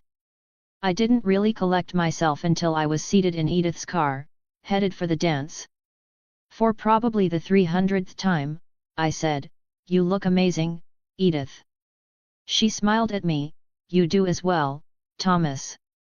I am going to have to keep my mind reading under control tonight. I don't want to accidentally hear the other girls' thoughts about you and ruin the night with bloodshed." I smiled at her. "No reason to go that far, dear. We lose nothing by them looking at us, and they only gain the image of what they can never have. Now, if someone tries to touch you, all bets are off and your dad will have a busy night of resetting broken bones." About the time we both promised pain and slash or bloodshed on anyone foolish enough to ruin our night, Edythe parked in the school parking lot. Rose drove her red BMW along with Emmett, and Alice drove Edward's silver Volvo for herself and Jasper. Both couples had arrived earlier than we did and were probably already inside. I took Edythe's arm, and we slowly walked towards the gym. Music was already reaching us from a distance. It sounded like the song "Rock Your Body," and I was glad it was out of the way before I got there. I was not a Timberlake fan, though I knew my music taste wouldn't get much play here tonight. When we finally got to the gym and walked through the doors, I was severely disappointed. TV shows and movies had me thinking it would be some grand-looking place to dance, and the surroundings would be extravagant. But what I got was a trip to the gym with a few banners poorly drawn and painted, a Kool-Aid bowl sitting on a fold-up table with a stack of plastic cups next to it. The music was just a sound system plugged into the gym speakers, and some students selecting the music. Even the doors to the event were being held open by garbage cans. Well, at least my date is perfect. Looking around some more, I picked up some small things I had missed with my first glance, like a group of tables for people to rest at when not dancing, though many people were just sitting in the gym bleachers also. The next song to come over the sound system was one that had me directing Edythe to the dance floor for Hero by Enrique Iglesias. It was a good, slow song, and I couldn't wait to get my arms around my date. The rest of the evening was, to me, a memorable one. In a sort of fuzzy, greet everyone and forget them moments later sort of way. Moments did, however, stand out, like seeing Ben and Angela. Edythe and I spent a bit of time with them, complimenting their clothes and talking about the music choices. Watching Rosalie and Emmett dance was a bit frustrating. They were textbook perfect at whatever dance moves they were using. Classic and refined were the words that came to mind when watching them. Alice and Jasper were a treat to watch. Alice seemed to find a beat in the music no one else heard, that she wanted to dance to, and went all out with it. Then, the next song, she was the perfect partner to Jasper's lead. Lauren and Tyler were leading the list the chaperones had of not letting those kids out of our sight. They were also leading the grinding group of students that tried to rub their bodies together no matter the song. Jessica and Mike were all over the place, 1 minute grinding, then the next keeping formal distance from each other. It made more sense to me when Edythe pointed out that both their parents were part of the chaperone group. During one of the more rowdy songs, the press of bodies and noise started to get to me, and I had to get some distance. Edythe caught the signs and led me up the bleachers so we could look down on the dance from a distance until the feeling passed. She leaned into me and wrapped her arms around my waist. My right arm was around her shoulder and holding her close while my left hand was running over her arm. We stayed like that for a while, not talking, just taking comfort in each other. Watching all the people on the dance floor, I was starting to get my inspiration for my painting. That, along with Edythe in my arms, finally got me settled down. When my heart finally settled down, Edythe lifted her head to meet my eyes. Feel better? I do. Thanks for coming up here with me. I hope I didn't ruin the night with. Edythe interrupted me, don't even finish that sentence. You are who you are, Thomas. This is just a small part of it. Don't let it hold you down or define you. Accept it and work with it until it's no longer so large in your mind. We lapsed into a comfortable silence and watched the dance for a bit longer before rejoining it. Chapter 74, After the Dance. The dance was over, and Edythe had driven me home. I stood on the porch and watched her drive off, knowing I would be seeing her later tonight. Once the tail lights faded, I opened the door and found Charlie sitting in his chair watching ESPN highlights. How was your evening, kid? Charlie tore his attention from the TV and looked over at me. Wow, you look great. I hope you got lots of pictures to send to Renee. I laughed. Yeah, Mrs. Cullen got tons of pictures. She even asked for Renee's emails so she could send them directly to her. I had a great time with Edythe, but honestly the dance itself was kinda lame. Not sure I want to go to prom if it's going to be in the gym. No worries there, the prom is always at one of the fancy lodges just outside of town. Much better atmosphere. I was a bit relieved. Bella upstairs. Charlie looked up the stairway and his face turned a bit red. Yeah, she said she wanted to go to bed early, but she seemed awfully keyed up though. Like she had plans or something. I looked closer at Charlie. I can't claim to know him the best, but he seemed a bit off tonight. What's with that face, Charlie? He sighed. I disabled her truck. So, she couldn't sneak off. I chuckled and shook my head. You worry too much. She won't be going anywhere, and she sure won't be sneaky in that truck. He gave me a helpless look. Me and her mom were that age when we started to sneak out and get into all sorts of situations. I don't want her to follow in our footsteps. The tighter you try to hold her, the more you restrict her, the more she will resist just because she can, Charlie. I know I am young, but I have found the best way to get through to Bella is to tell her what you think and feel, then work out a compromise that you can both live with. If she starts feeling trapped, then she will bolt for the door as fast as she can, and she is nearly 18 as it is. Besides, she is more afraid of turning out like Renee than you are. No one our age thinks they want to be like their parents. He gave another deep sigh after taking a swig of his beer. I know, kid, it's just hard. I just got her back in my life, and I want to be the best parent I can be. But I find myself trying to force her to go the direction I want her to. I laughed. As much as I am looking forward to being a parent myself, I am not looking forward to feeling like you do right now. I am going to head up and get changed. The dance gave me a good idea for my class painting. Want me to grab you another beer before I head up? Nah, think I'm done for the night after I finish this one. Night, kid.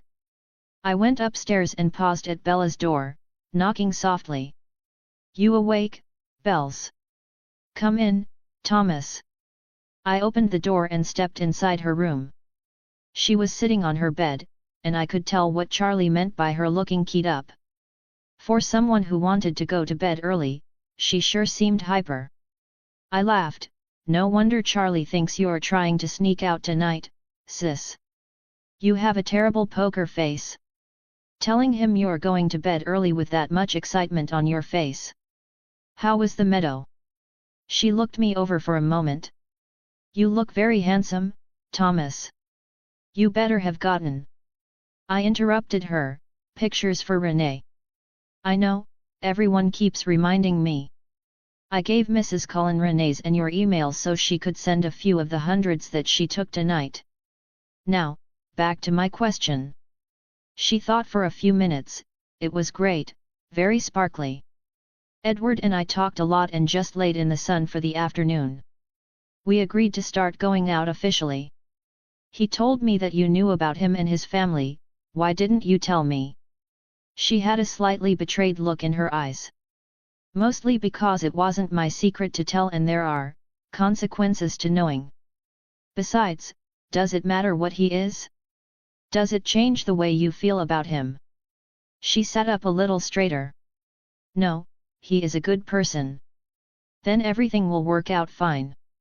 I will leave you guys alone then, watch out for Charlie, I'm sure he will check on you before going to bed himself. Good night sis, good night Edward. When I spoke, Bella's face went red, and she glanced at her closet. I just softly laughed as I closed the door. When I closed my own door, I was left in a bit of a quandary. I had never owned such nice clothes, and I was hesitant to throw them in the dirty clothes hamper. Hanging them up didn't seem right either as they were dirty. So, knowing that if anyone saw me doing it, they would laugh, I chose to carefully fold the outfit and gently placed it in the dirty clothes hamper. Shaking my head at my own ridiculous actions, I pulled on a shirt and shorts, then grabbed my sketch pad and started to outline my idea for my painting. I planned to depict that music to me meant the gathering at the dance. A mesh of actions all brought about by the music and the resulting dance.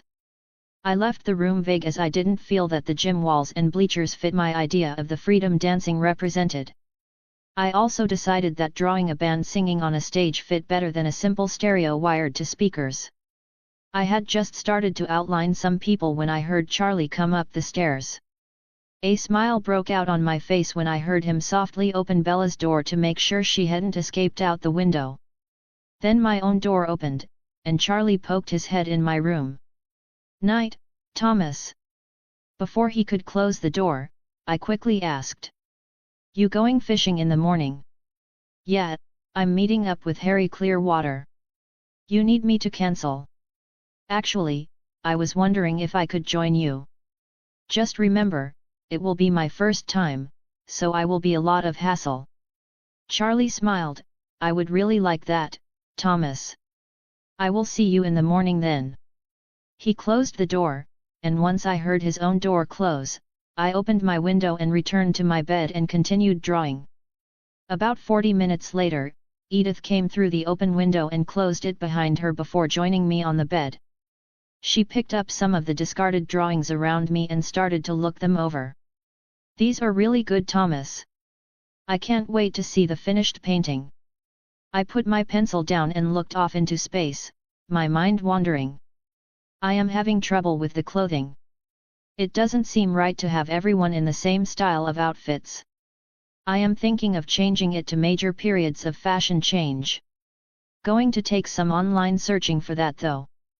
Most women's fancy clothing didn't change too much before the early 1900s in my opinion. Maybe material did, but not the overall cut and appearance. Well, there was the corset and basket dress look. Guess the more I think about it, the more different it does look.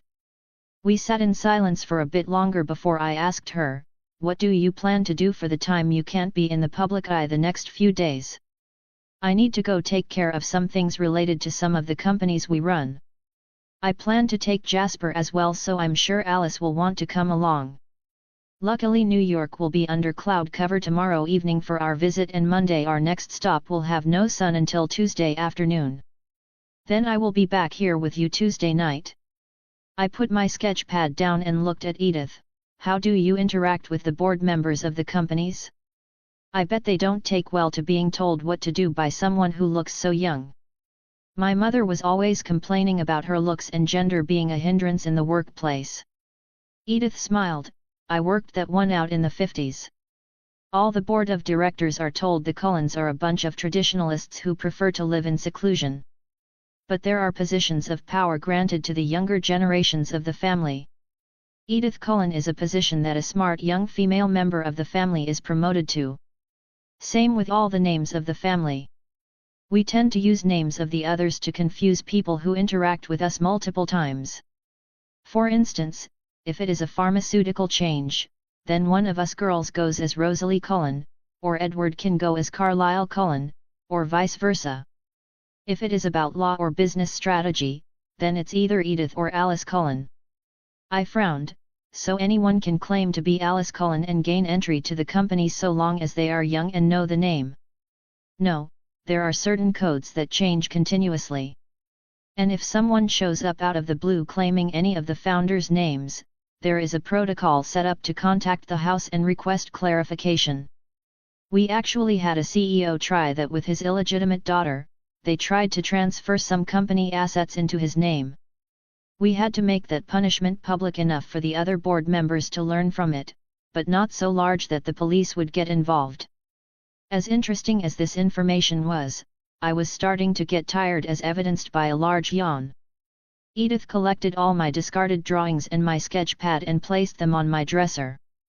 Let's get you to bed, I want to get all the cuddle time I can to hold me over until Tuesday night. I pulled her into my embrace and sleepily told her about my plans to go fishing with Charlie in the morning. Somewhere in her reply, I fell into a dreamless night of sleep. Chapter 75, Denver Trip. Edythe POV. After several long, intense, good morning/goodbye kisses to start my day off, I ran home to meet up with the rest of my family. When I got there, I was surprised to learn that Rosalie and Emmett would be joining the trip to New York. Rosalie was in a hurry to get the sun sparkly lotion idea that Thomas came up with moving forward. Jasper was finalizing his latest book, and Alice wanted to tell the major boards to start pulling out of the housing market because there would be a major stall in home sales. She wanted all our assets out of the housing market before the end of 2006. Time to shift to renewable and natural energies for the foreseeable future. She also wanted to play around with a streaming-based network for movies and on-demand shows. My business couldn't start until Monday afternoon in Denver, so I was just along for the ride the first half of the trip. I was going over notes that some investigators had been sending me. With Wednesday being the memorial for the Denver Mall shooting of 2001, the local papers had been running articles on it.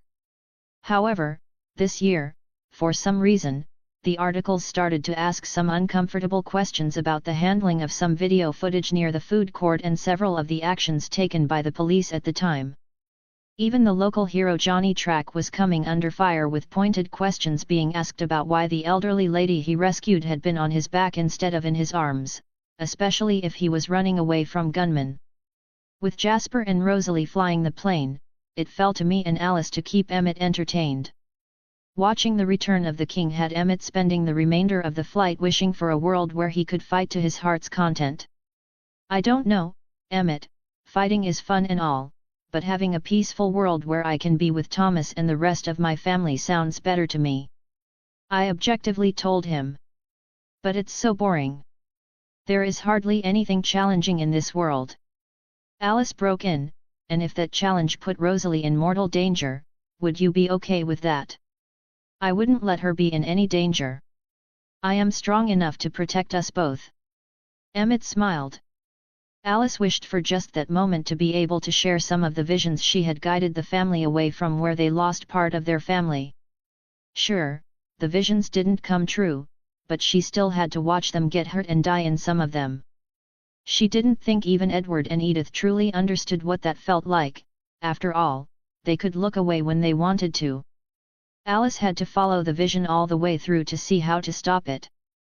Watching their family get torn apart and set on fire for stopping in the wrong town wasn't something she could just shrug off.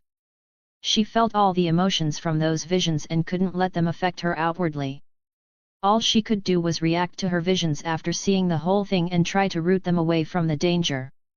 She knew that Emmett would just shrug off anything she told him along those lines, so she just kept quiet. That was just Emmett. Maybe that's why Jasper is my mate, he can help me deal with the emotions with his power. Once they landed their private jet, everyone split up to go their separate ways. I went to the main corporate office to set up meetings with everyone I could think of in Denver. Once that was done, Alice took me clothes shopping for Thomas, and we talked over tuxedo and dress options for prom. I was trying to come up with a way to give Thomas the clothing we chose for him when Alice just overrode my plans with a simple statement. Just break into his room and put the clothes away. Don't say anything about them, let him grumble a bit, and he will eventually get used to new clothes appearing occasionally. Now, these slip-on shoes, do you think they would come off in a shift? I laughed at the simplicity of her idea and decided to go with it. From what I have learned about the wool reading that will take place at the end of the week, Thomas will not be touchy about money for a good long while. His mother, having lost her husband while pregnant, took out hefty insurance policies on herself in case something happened to her, and she had been an investment genius. If things had been different, she would have been a top earner under the Cullen umbrella. All of that, plus the policy in place for Thomas, was a custodial account held by our firm, Thomas's mother worked for. The care money sent to Thomas's guardian was the dividends earned. Most of the increase in funds went back into the market to continue the growth of his inheritance. Best of all, Nancy Raizel had set it all up under a trust, so there would be little to no taxes to worry about. Once the group left New York and headed for Denver, I found myself reading over the work record of the detective that shut down the request by Thomas to look at the recordings to see if Johnny had committed any chargeable acts during his escape from the mall. This could have been blown off as just an act of a survivor in the heat of the moment and the public eye back then. But now, with time between the shooting and the fact that Johnny readily claimed all the rewards for his heroism, things would look bad indeed if there were recordings of him hindering others from escaping. Closing the lead detective's file, I opened the file from the responding officer who saved Thomas's life. He had been decorated and put on the fast track in the department, even making detective in a near record time of almost 2 years. But his recent progress was stemmed by his new boss, who just happened to be the lead detective whose file I had just put down. Maybe some bad blood there. I added our police liaison officer to my meeting list and made a note to have the lead detective investigated thoroughly. The next file I picked up was a full investigation into Johnny Track. His early life was typical: divorced mom and dad, bounced back and forth between the two. Some petty theft as a teen, a couple of trespasses, and minor assault charges. Then he went into the military, U.S. Army Cavalry Scout to be exact. Looks like he did one tour in Operation Iraqi Freedom and then was recommended not to re-enlist. The investigator found out that he would have been dishonorably discharged if his enlistment hadn't been up. Basically, they didn't want to do the paperwork to kick him out, just told him not to come back. So, he fucked up bad enough they didn't want him back, but they let him off with an honorable discharge. Typical military laziness. He started working in corporate security once back in the States, for the same company as Thomas's mom. That's how they met, I'm betting. From his picture, Johnny is a very handsome man, outwardly at least. The next bit she read made her smile widely. He still worked for the same company. Demanded a raise back when he had the hero tag placed on him after the shooting, and is currently the deputy chief of security in the building she was headed to this very day. I motioned for Alice to join me, and we began to discuss ways to make his life miserable. That afternoon Alice and I entered the lobby of the firm. Walking to the front desk I simply said, "Miss Edythe and Alice Cullen here for a meeting with the director." "Yes ma'am, the director is expecting you. Just a moment and your guide will take you to the conference room set aside for you this evening." I was wearing a grey women's suit pants and jacket with a sky blue shirt, and Alice went with the more traditional light grey skirt with a white long-sleeve shirt along with a light grey suit jacket. Our presence was drawing the usual attention, but we both blocked it out, and kept our faces neutral as we waited for the guide. When the guide did finally show up, I ignored his attempt at small talk and Alice also followed my lead. Once we made it to the glass conference room, our guide stepped in and announced us. "Mr. Peterson, your 1 o'clock is here." He then held the door as Alice and I entered. I walked directly to the head of the table and shook Mr. Peterson's hand, then sat at the head of the table, showing I was the one taking lead in today's meeting. When Mr. Peterson greeted Alice, he asked, "When this firm started, I met a woman who looked remarkably like you. Would that have been your mother or elder sister?" "She was Edythe Cullen at that time." Alice gave him a smile. "That would have been my older sister. When I told her of the role I was taking today as Alice Cullen, she asked me to check on you and see if you followed her advice." The man smiled. You can assure her that I did indeed act on her advice, and it has made me a very happy man." Edythe did a quick read of Mr. Peterson's mind to see that in her last visit, Alice informed him that his then fiancé was cheating on him and was also trying to get insider information to give to her paramour to ruin the company. Finally, she told him to keep an eye out for a blonde high school acquaintance who had fallen on hard times. This led to his later marriage and happy family life. As the members of the board that had assembled sat down and gave their attention to the head of the table, Edythe began to speak. "My first and most important bit of business we shall discuss includes an employee of this firm. Mr. Track, your security deputy is about to come under immense scrutiny for his actions during the 2001 mall shooting. It has come to the attention of the Cullen clan that he was responsible for the death of many innocent people in an effort to ensure his own survival. This meeting marks the beginning of his downfall. By the end of my efforts, I expect him to be living on the streets of Sun Valley, the poorest neighborhood in Denver, with nothing but a noodle strainer to keep the weather off his head."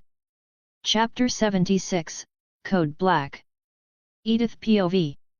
I waited for my words to register with the people in the room. Also on the agenda will be an investigation into the lead detective Nutter of the shooting and the first responders' actions. I have personally heard a first-hand account of the events from a survivor, and it leaves much to be uncovered. But why drag up old business that has no real effect on this company? If it's as you say, and Mr. Track's involvement will put him in a bad light, then why not simply fire him and be done with it?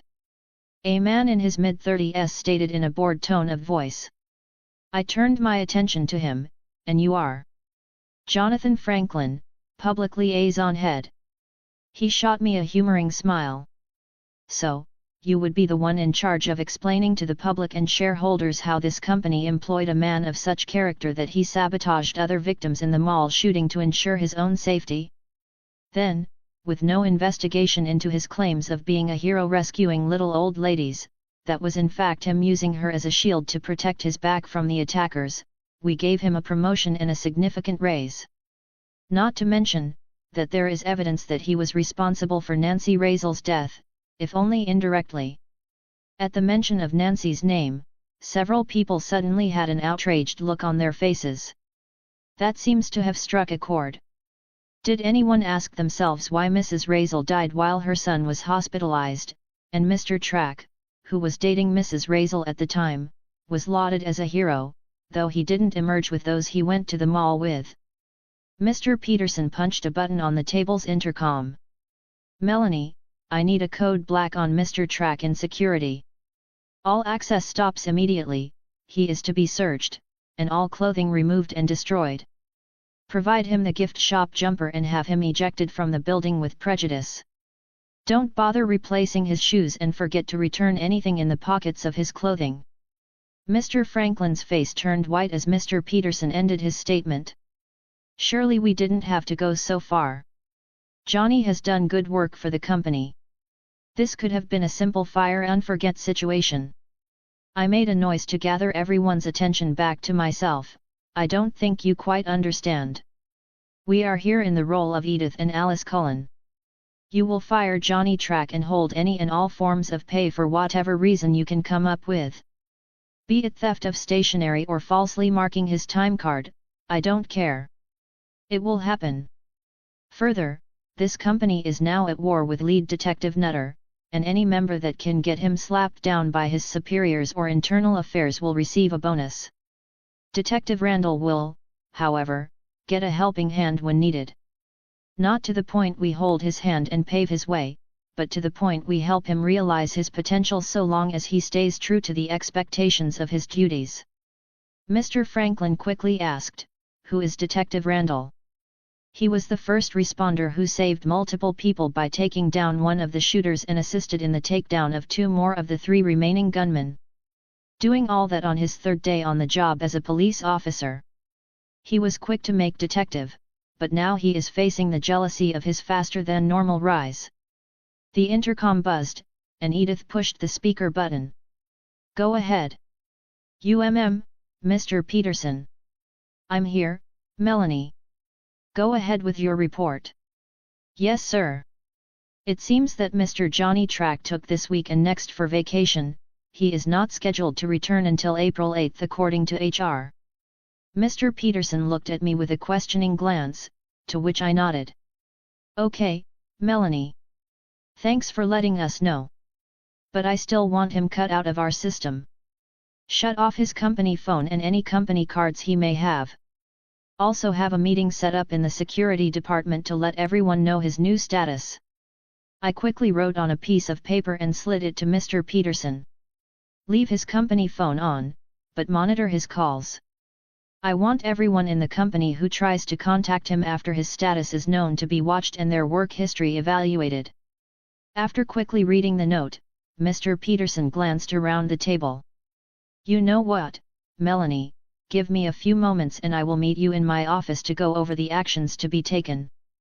Hold off on everything but locking Mr. Track out of the system until then. Also place his name on the blacklist for all companies we are in association with. Anyone who hires him gets our undivided attention. About 2 hours later I was parking the rental Ferrari at the Denver Mall parking lot near the entrance. I waited for Alice to finish her phone conversation to Jasper before getting out. That's right, Jazz, Detective Randall at the 6th District is who you want. Take the evidence I sent you to him and let him know it's in regard to the pedophile ring he has been looking into. With what's on there, he should be able to get Franklin to turn state's evidence on the rest of his friends. Moments later, she hung up with Jasper and looked at me. We need to do some better screening with our hiring practices. HR really dropped the ball with things lately. As I opened my door to get out, I thought of a good idea. Maybe we should have Edward do an update on the policy. He took psychology a few years back. He should be able to come up with a good psyche evaluation questionnaire for pre-hires. I stopped and looked at the mall, which was the place of nightmares for my love. I will be with you tomorrow, Thomas. Thomas POV Tuesday morning. I reached out and shut my alarm off. Sitting up, I rubbed my face and sighed. Feels so weird, waking up alone now. Still, I told myself internally, she will be back tonight. I half expected the nightmares to be out of control this close to my birthday, but they don't seem as bad now. I walked into the bathroom and used it before going back to my room and getting dressed. The weather was getting better, so I wouldn't look too strange running in just my shorts and a shirt now. I quickly went about my morning routine and walked outside and started stretching my legs out. I changed up my route a little, just for something new to look at, but still entered the forest at the same spot. Once I got to the spot Jasper and I usually spar at, I stopped and stretched my legs and lower back until my heart rate slowed down a good bit. Though I didn't hear any noise, something pulled my attention to a spot in the forest just behind me. What I saw surprised me quite a bit. It looked just like the fox that followed me around every once in a while, but it was much bigger. I would guess it was about 2 times bigger than the one I usually see. Thinking that maybe the one I had seen before was a child, I just shrugged it off. What I couldn't shrug off, however, was that this one was trying to sneak up on me. If you're looking for your kid, I haven't seen it today. The fox glared at me for a moment, then stood up from its crouched position and growled at me. Don't growl at me, it's your kid. You lost it, so go find it, don't come harass me about it.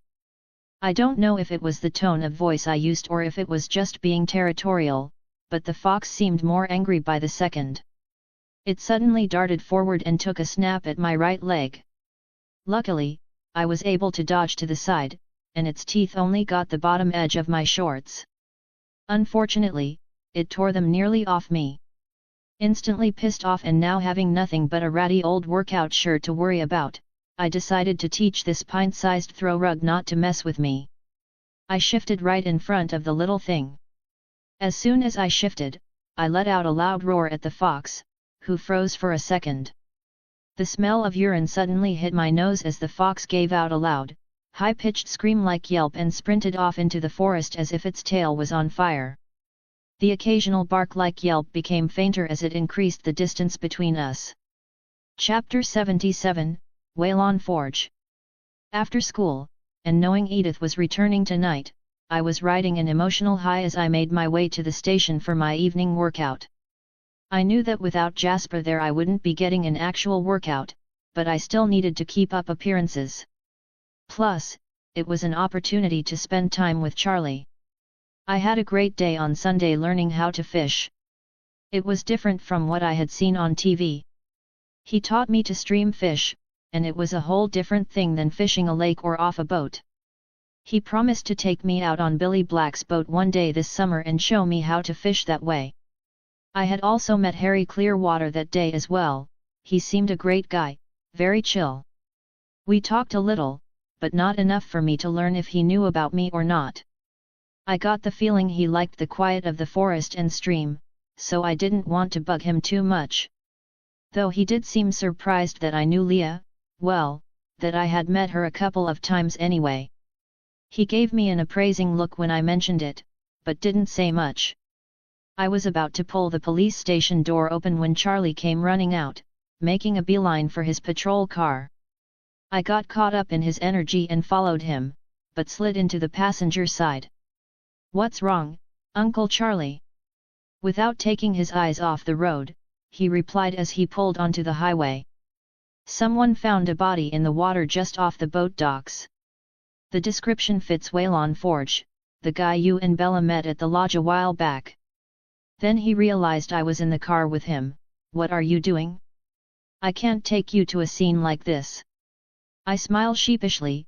"You came running out of the station, and I just kind of got caught up in your pace. I wasn't thinking, but don't worry. I will stay out of the way." Before we got to the spot Charlie had been called to, an ambulance caught up to Charlie's cruiser, and they both pulled over into a highway pull-out area where I saw Ken's patrol car parked with its lights on. Charlie got out, saying, "Stay with the car, Thomas." I got out of the car but obeyed Charlie and stayed with it. I strained my ears to hear what was being said, but the running water made it hard to make out too much. All I could make out was what sounded like washed into a log pile, and multiple bite marks. Then a little bit later, I watched Charlie walking back up the trail that went to the riverside. He went straight to the ambulance. "Hey, Brad. The gurney should make it down the trail, and take a black bag with you. Bring the body to the station, I will see if Carlisle can meet you there." I looked at the sky out of reflex and saw that there was enough cloud cover for Carlisle to be out, and it would be dark enough soon that it wouldn't matter anyway. Charlie broke me out of my musings. "Let's head back, Thomas. I've got to start the paperwork." The drive back to the station was awkward. "I am sorry about your friend Charlie. Was it a drowning? Did he fall in the river?" Charlie let out a deep sigh. "I don't think so, it looked like something got hold of him and tore." He paused there. "I have known Waylon going on 30 years. He just sighed again, and we returned to the silence. Once we got back to the station, I didn't feel like going through the motions of working out, so I just stuck with Charlie but stayed silent. A while later, I watched the ambulance pull into the parking lot, but it went around back, and Charlie went through a door I had never been through before. I tried following Charlie, but he just held his hand up and shook his head. It was just a few moments after that, a dark silver Mercedes pulled into the parking lot, and Carlisle got out and reached into his back seat for a medical bag before making his way into the station. "Evening, Thomas. Is Charlie in the back room?" I smiled and shook Carlisle's hand. "Yes sir, he went in just a few minutes ago." I watched him disappear behind the door and waited in Charlie's office, trying to think of anything I could do. About 20 minutes later, both Charlie and Carlisle walked into the office in the middle of a conversation. Charlie was saying, "They sure look like human bite marks, like you said, Carlisle, but I don't know." Carlisle nodded. "That was my first thought too, Charlie. But the depth of the bite is beyond what a human mouth can produce. Humans can't open their mouths enough to generate that kind of force. The arch shape and incisor morphologies are similar as well, but they are too wide, and there is more tearing than compression. Plus, it looked like anywhere from 3 to 5 different bites, though the overlap makes counting difficult. I am leaning toward a pack of dogs, though the lack of defensive wounds on the hands and arms leads me to believe they got him while he was asleep, or maybe they found him after he drowned. I will have to see how much water is in his lungs to know for sure. Charlie wrote down what Carlyle had said and sighed.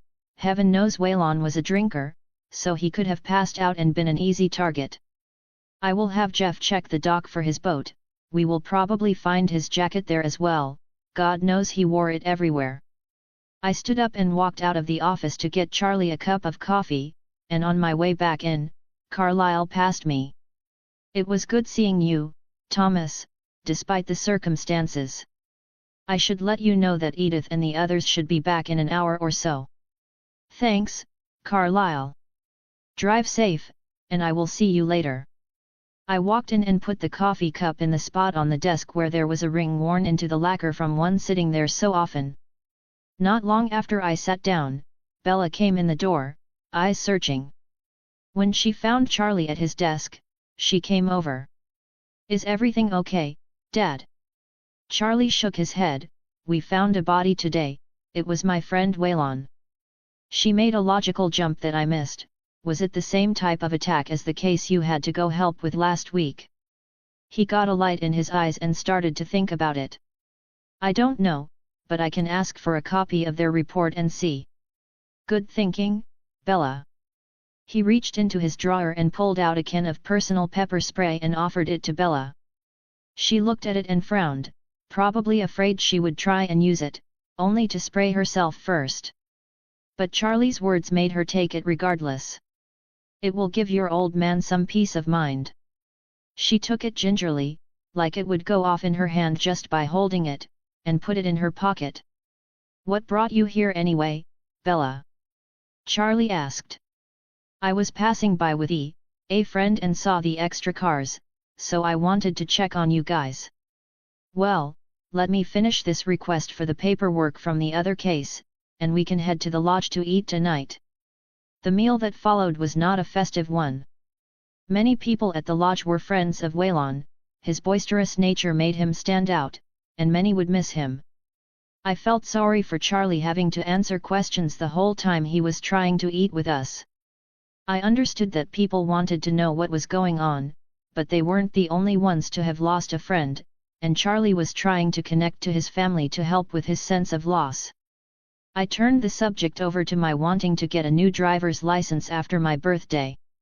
The main reason I had held off was that it made no sense to get one when I arrived, only to have to get a new one after I turned 18.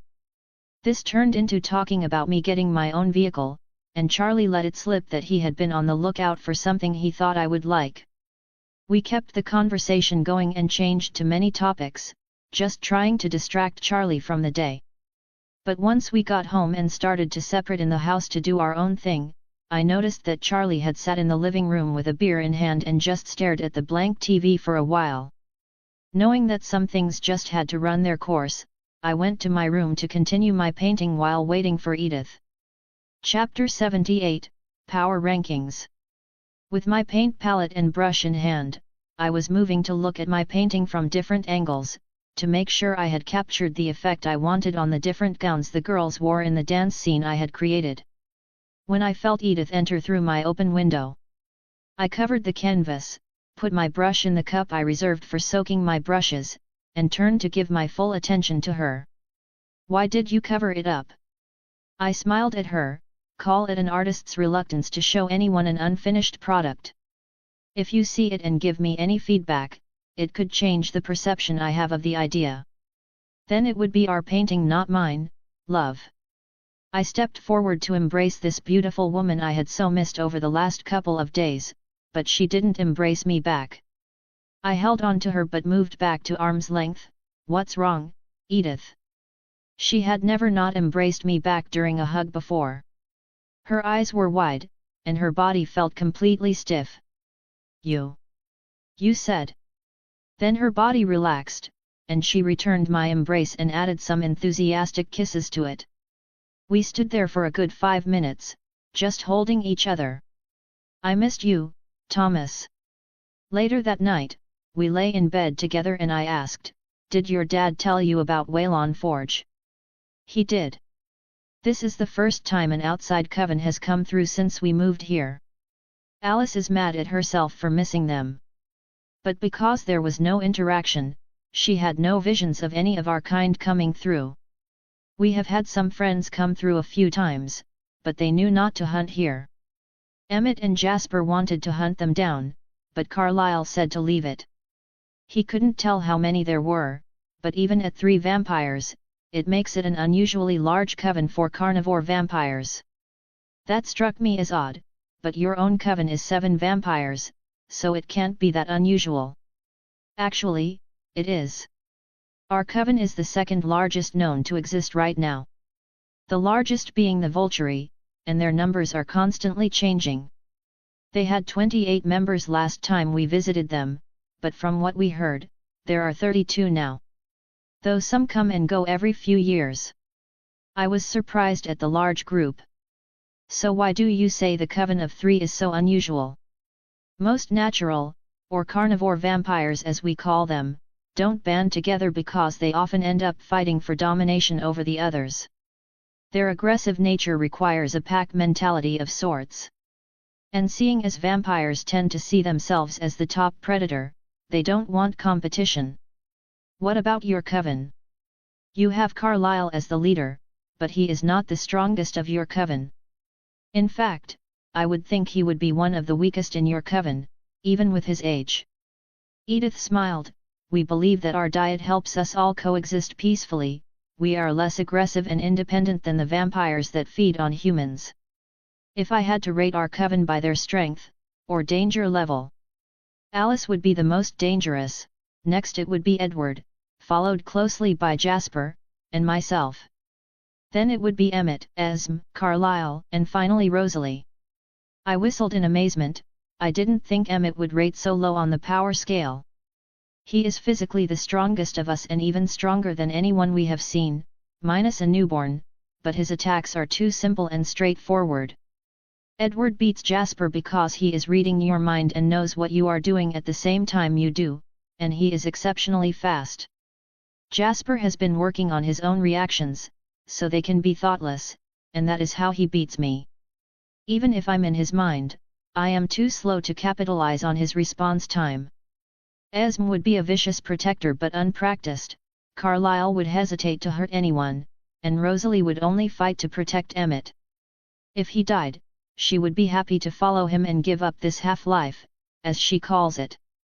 I thought my way through that and nodded my head. "So, how are the Vulturi able to handle a coven as large as 32? Just feeding that many should be throwing up red flags for the whole country, whatever country they live in." "They are in Italy. Volterra, Italy to be exact, and they are the only vampires in all of Italy. We believe that one of the vampires in the Vulturi has the ability to manipulate the relationship between vampires. She makes them feel at home as part of the Vulturi, and since they like the feeling, it sticks. However, it is not so strong that she can compel like I can. Members can and do leave at times." "Do all the Vulturi have abilities?" I asked with a yawn. "Nearly all that I know of do. Caius is the only leader who does not have one, and I think the 2 remaining wives are also powerless. Marcus can see bonds between people, so he knows when members are becoming discontent, and I already told you about Arrow's ability. The most dangerous vampires with abilities that I know of in the Vulturi are the twins Jane and Alec. They are the main reason the Vulturi are so feared, their offensive power is immeasurable. Jane can cause pain in anyone she wishes to with a simple glance, pain said to be so debilitating that you would wish for death to stop it. Alec is, however, the more dangerous of the 2 because he can affect a large number of people at the same time. He can take away all your sensory abilities or just the ones he wants to, leaving you helpless and unable to react to anything. That's some seriously overpowered abilities." I yawned again as I spoke. Edythe pulled my arms tighter around herself. "Get some sleep, Thomas. We can talk more tomorrow." The next morning, I woke up feeling much better than I had the previous couple of days. I spent some extra time just holding Edythe before my bladder demanded that I start my day. As had become the norm, Edythe cooked my 4 eggs and had my backpack hung on a kitchen chair ready for her to take with her this morning. Jasper was waiting for us today, so we made our goodbyes quickly and then he and I started running. Once we made it to our usual spot, we started sparring as usual. Once we were done, we headed for the station and Jasper brought up a new training exercise he wanted to try. I do believe it is time to start using your tiger form more during our morning workouts, Thomas. You need to train in that shape as much as you do in your normal form. Maybe start with a game of tag or two, get you used to moving through the forest. I am down for that. But just in case, the first few times we need to take it slow.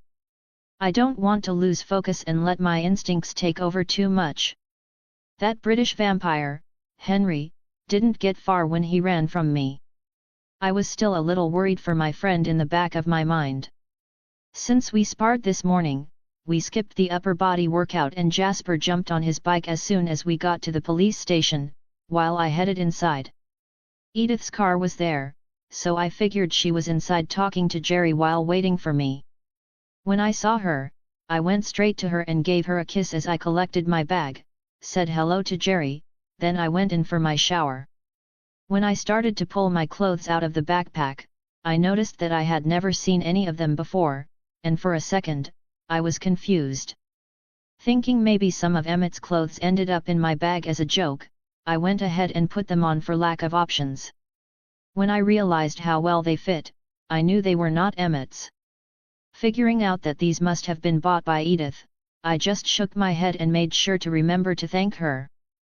Being treated this well makes a man self-conscious. Chapter 79, Birthday. My birthday morning started out as normal as any other day, only because I wanted it to though.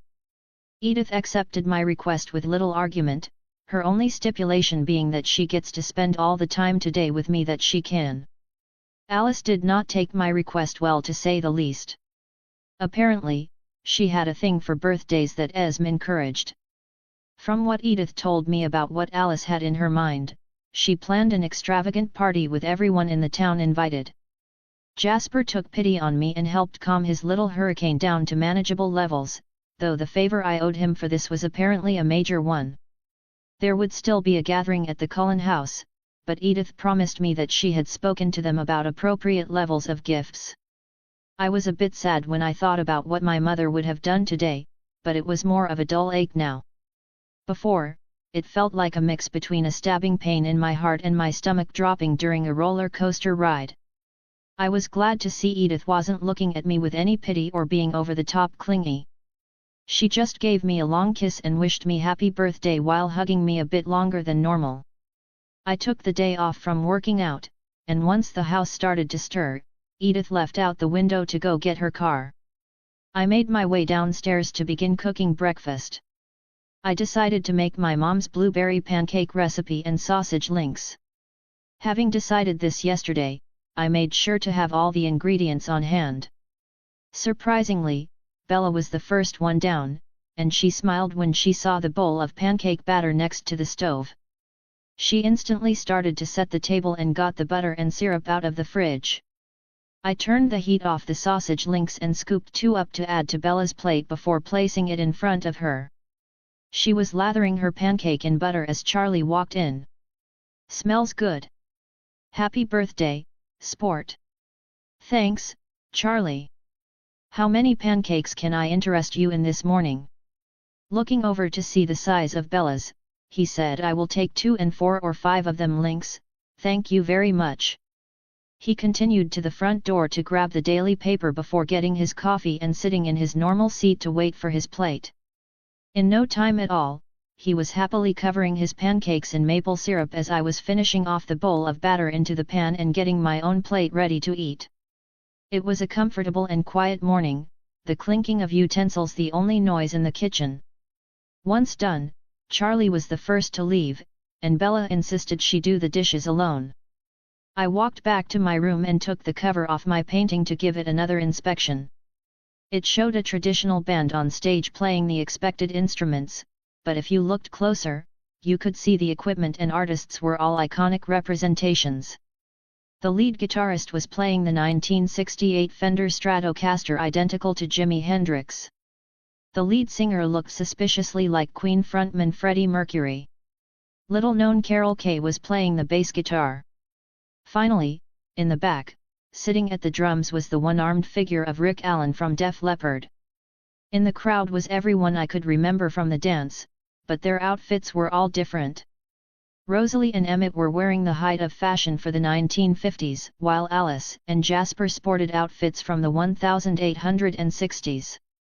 Alice in a fancy yellow dress that sported blue accents, and Jasper in a grey Confederate soldier's uniform with accents of yellow on his lapel and sleeves. Every couple in the painting was matched in whatever era of clothing I felt matched them the best. To finish the painting off, I had layered the paint on the folds of the woman's clothing to stick out a bit so that as you walked past the painting, your side vision would trick you into thinking that the figures were moving. Seeing that adding any more to it was unnecessary, I covered it again so it would have the full day to cure before taking it to class tomorrow morning to turn in.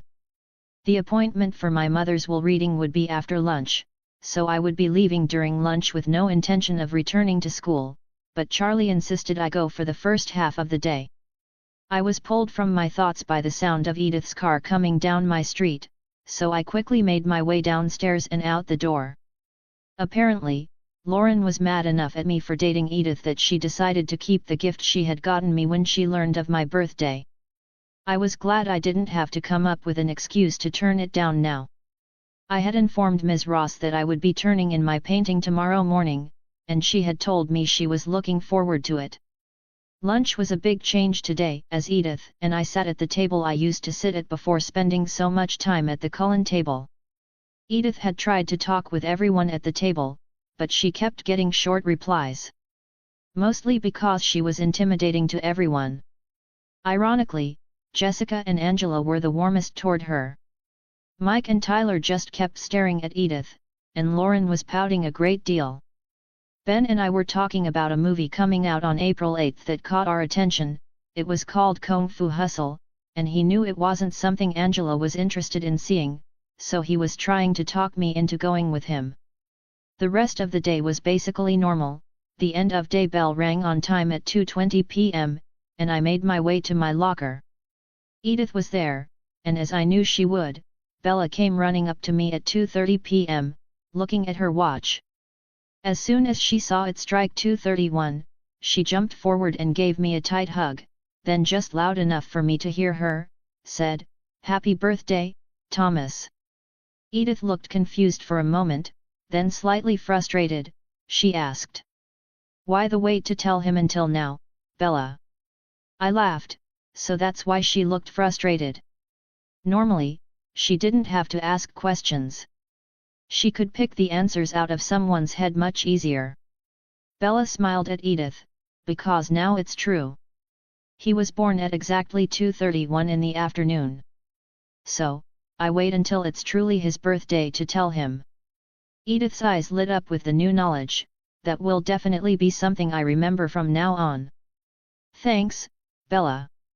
We were still all smiles as we walked out of the school building and to the school parking lot. Edward had caught up to Bella, and she explained why she rushed off as we walked. Edward was opening the passenger door to his car for Bella as Edythe and I were making for her car next to his when I noticed a grey Chrysler 300 parked across several spaces next to Edythe's car. I just shook my head at the entitled driver's parking job and started my way to the passenger side, when the Chrysler driver's door opened, and I was stopped in my tracks as Johnny got out with a smile on his face. "Wow, kid! Look at you! I almost didn't believe my eyes when the PI sent me your pictures. Looks like you finally took my advice and lost some weight." Chapter 80, Pathetic. He still had his brown hair cut in what he called the army high and tight cut. Sides and back shaved, and top just long enough to feather to the right side. His emerald green eyes were piercing in their beauty. I remember my mom saying that's what first drew her to him. He stood at 6 feet 2 in and was smartly dressed in a business casual suit, grey in color. He looked good, friendly even. If you took away the fact that he left me to die and used me as a tool to increase his survival chances. My mind locked up with all the questions and emotions that hit me at once. Taking in his appearance gave me time to focus on the one thought that mattered the most. What the fuck do you want, you coward? Hours later, I would wonder what kept me from shifting the moment I saw him. All I could think was that it was because I felt no threat from him. Or was it because I couldn't direct the fire in my mind? Johnny's smile faded, and the familiar look of contempt came across his face. Watch how you speak to me, boy. Or I will give you the whooping I should have all those years ago. If Nancy had let me, then maybe she would still be alive.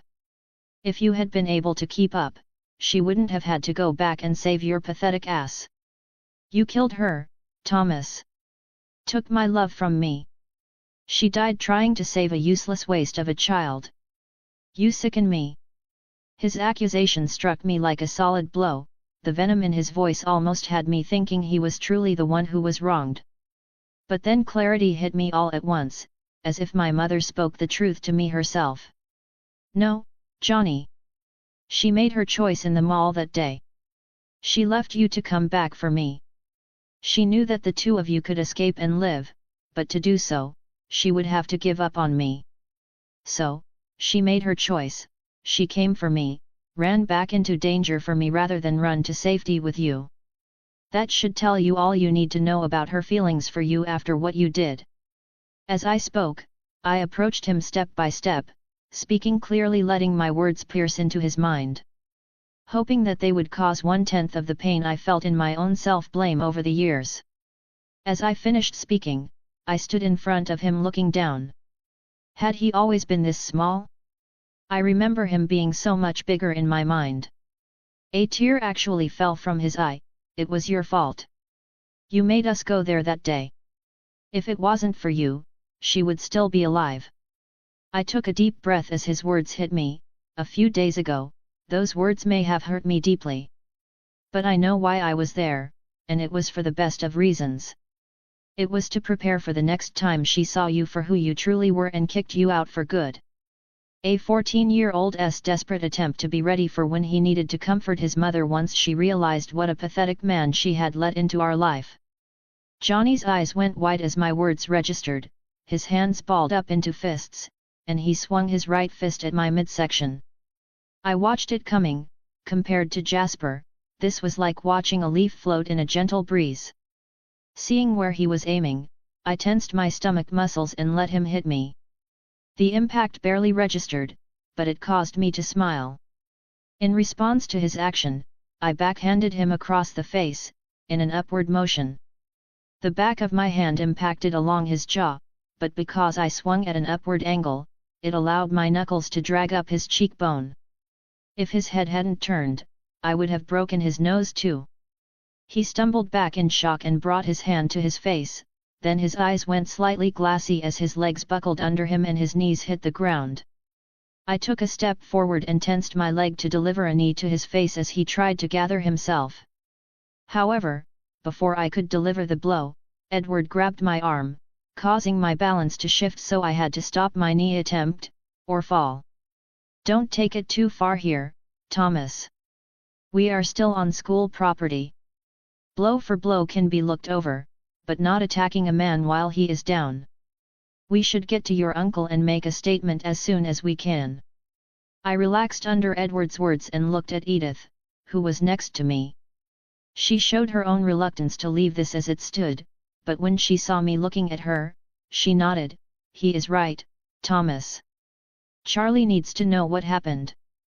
We will come and give a statement as well, so there will be no question he favored you because of your relationship. I looked down on Johnny as he spat a mouthful of blood on the ground in front of him. I took joy in seeing one tooth and a partial of another in the puddle. I thought up several parting lines and tried to decide what would hurt him the worst. But as I tried to say something, nothing sounded right. Instead, I just repeated a word Johnny often used on me when I was young and my mother wasn't around: pathetic. Then I turned with the others, and we all got into the vehicles and drove straight to the police station. Johnny POV. My mind still wouldn't come into focus. I could feel the cold, hard asphalt on my knees, but my body wouldn't stand watching Thomas get in the passenger seat of that beautiful car and drive away without looking back was humiliating. How dare he lay a hand on me? I was his father for years, for all intents and purposes. I was the male role model in his life. He should have looked up to me, wanted to be just like me, like I was with my dad. I always told Nancy that he was too weak and girly. Pathetic. How fucking dare he? A dull ache in my jaw finally pierced through my mind, allowing me to focus and gather myself enough to stand. I leaned against my rental car as a young girl approached. She had long corn silk hair that was a little frizzy, and dull green eyes. Looking closer, I saw her brown roots beginning to show at her scalp and put together that she dyed it. Young and blooming were the best words I would use to describe her body shape. Are you okay, mister? I saw everything. Thomas hit you for no reason. My name is Lauren. Should I call the cops? Lauren asked. I rubbed my jaw, nothing to get the cops involved in, cutie. Just a little family drama. Thomas was my stepson for a time. Playing fast and loose with the truth, it was petty, but maybe it would start some rumors. Besides, the PI I hired noted that the town's chief was Thomas's uncle. No chance he would take my word over his, even with this girl supporting me. I saw her cheeks take on a blush when I called her a cutie. This could be fun. I am stuck here until tomorrow for the will reading anyway. Patsy in HR was the one who told me a new law firm in the area called to get the particulars on Nancy's life insurance and the other benefits that were a part of the reading. As soon as I heard, I hired Mike to investigate the kid. I need to get Thomas to sign the papers I brought with me to get my share of some of the stocks Nancy bought. After all, it was me providing the information on them that convinced her to buy them. I am due my share now. Oh Nancy, you were such a beautiful woman. Why did you have to have that damn kid? We could have been so happy with just the two of us. Returning my attention to the girl in front of me, you said your name was Lauren, right? Do you know Thomas at all? I mean, obviously, he isn't popular enough for you to hang out with him much, as beautiful as you are, but surely you have heard some things you wouldn't mind sharing with me. Maybe over dinner? There is a 3-star restaurant in Port Angeles I plan to go to tonight if you are free, that is. I gestured to myself, though I will need to get myself cleaned up, obviously. That would give you time to tell your parents you will be hanging out with friends tonight. I could pick you up somewhere around 6 to 6:30, reservations start at 8. Lauren started breathing so fast she almost seemed like she was hyperventilating. She was looking at the fancy car and looking for tags on my suit. It was hard to keep my face straight. Lauren took a deep breath and gave me a smile. Sure, I can tell you all about him. I am his sister's best friend. Well, I was until she started dating Edward anyway. Both her and Thomas got all stuck up after they started dating a Cullen. It's only my mom at home, and she works the night shift at the hospital this week. She won't even know I have gone anywhere. I only see her for a couple of hours after school when she is on this shift. Well then, let me get your phone number and I will call you when I am more presentable. Chapter 81, Lemon-Flavored Birthday PT1. Thomas POV. The day had started out so well. All day I felt like I was floating on air, minus a few pangs of sorrow my mother wasn't there to see me with all the amazing people I had surrounded myself with. The plan was for Edythe to take me to her house to receive the birthday wishes from her family and give Bella time to bake the cake that I pretended to know nothing about. It was looking to be one of the best birthdays ever, and that was especially true with how sad the last few had been. But that selfish, self-important, self-centered, egotistical, narcissistic asshat just had to ruin it. Steal something that I wanted so badly and was so close to having. A normal birthday, finally. Fuck. Edythe leaned into me and started to run her hand along my back. With her head on my shoulder, she tried to comfort me. I wish I could say or do something to make you feel better, Thomas. The best I can do is recommend you focus on what you still have to look forward to. So many people want to celebrate your day with you that letting one bad person ruin it would be letting him win. We were at the police station, and Bella was writing down her version of what took place in the school parking lot. She told me and Edythe to leave and do our thing at her house until dinner tonight, but I would have felt bad leaving before her. I was, after all, the reason she was here filling out paperwork. Edward was there with us, waiting on Bella as well. I didn't get much of a chance to read that man's mind, but he knows Charlie is your uncle, so I doubt he will bother making a report. Still better to be safe. I just nodded my head and tried to empty my mind. Still not sure I forgave him for stopping me from landing another blow on that douchebag. It was definitely the right thing to do, but still. Johnny deserved so much more than a slap. He had a broken leg, arm, and 3 ribs that he owed me. And that still leaves him owing me for my mother's death. Any further thoughts were interrupted by Bella coming out of Charlie's office and walking over to where we sat. I am done, we can go whenever you guys are ready. Charlie came out of his office before we made the door. Thomas. I am not faulting you for striking that person back, but if you can hold back the next time he hits you, I will have a case to lock him up for a few weeks. I sighed, not sure I am that strong, Charlie. Hopefully, he is on his way out of town and not coming back. Even as I said that, I knew it wasn't true. Johnny was here for more than just meeting me. He must have gotten wind of Mom's will reading and expects to get something from it. I was sure of it. Edythe must have agreed with me, as nice as that would be. I am betting we see him here tomorrow. From what you have told me about him, and with what I saw today, he figures he is owed something from Thomas's mother, and not leaving if he thinks there is a chance to get it. Charlie looked thoughtful for a moment, then we deal with it as a family. He pulls anything here, he sits in a cell until I say. Anyway, enough of that. I will see you for dinner tonight, Thomas. Edythe, you are welcome to come to dinner. Edward as well. Something about the way Bella was standing next to Edward made Charlie reluctant to add him to the invite, but he didn't want to appear rude. Edythe plans to cook me a light meal at her house, Charlie. But don't worry, I will still have plenty of room for Bella's cooking too. I chuckled. Charlie just shook his head.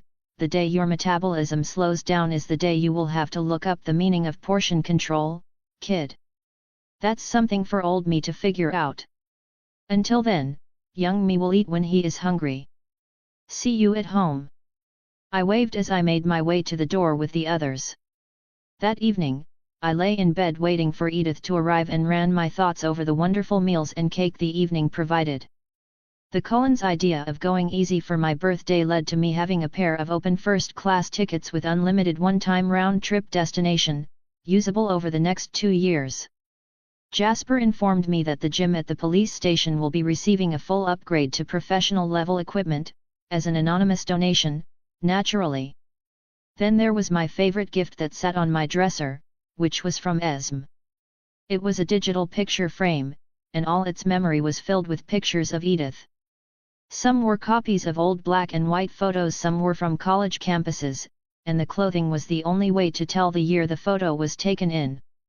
I loved every new picture it showed me as it cycled every 5 minutes.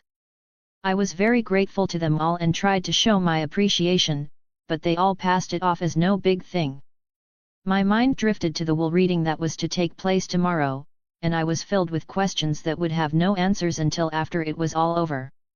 The faint sound of something moving through the air quickly notified me of Edythe's arrival.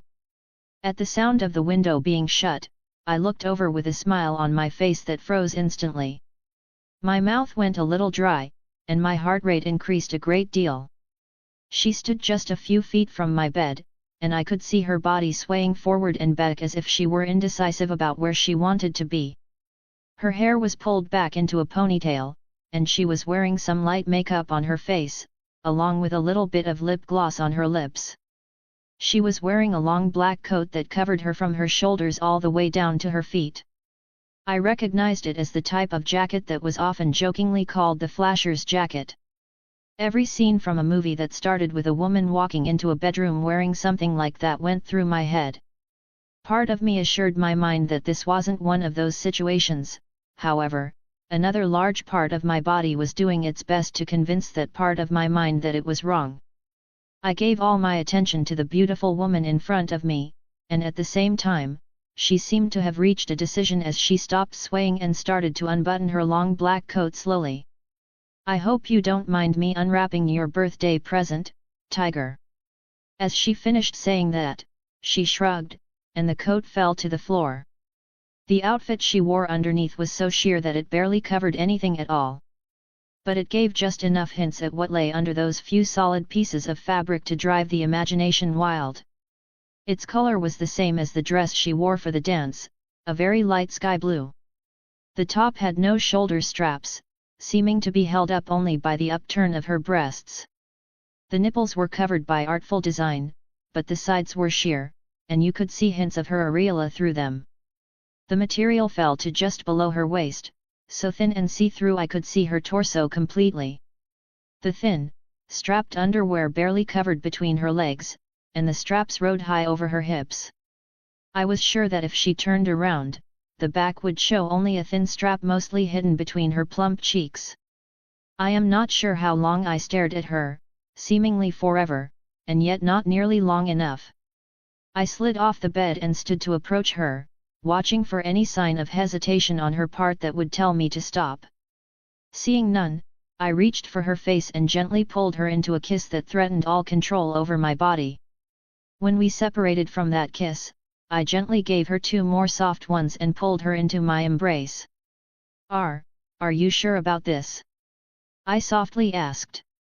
Part of me truly didn't know if I was ready to go all the way tonight. Her brother had impressed upon me how important that final step would be for someone raised in the era she grew up in. I don't think I am ready to go all the way yet. But I am ready to show you all of me."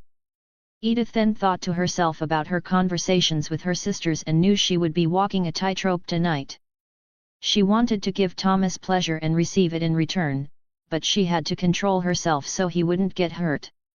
True, he was stronger than any human she had heard of, but she didn't want to take any chances. Kate had told her ways to redirect her strength to keep from hurting her partner, and she would be relying on her friend's advice tremendously this night. "Light lemon start." Edythe brought her hands to the bottom of my shirt and started to lift it.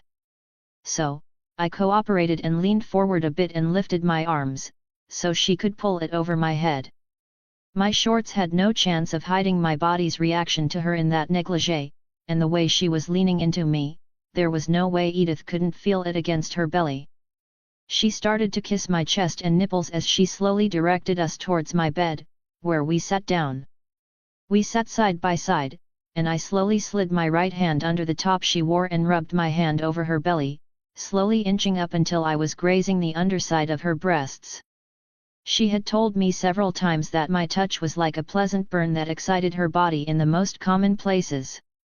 I wondered how that warmth would make her react in her sensitive areas.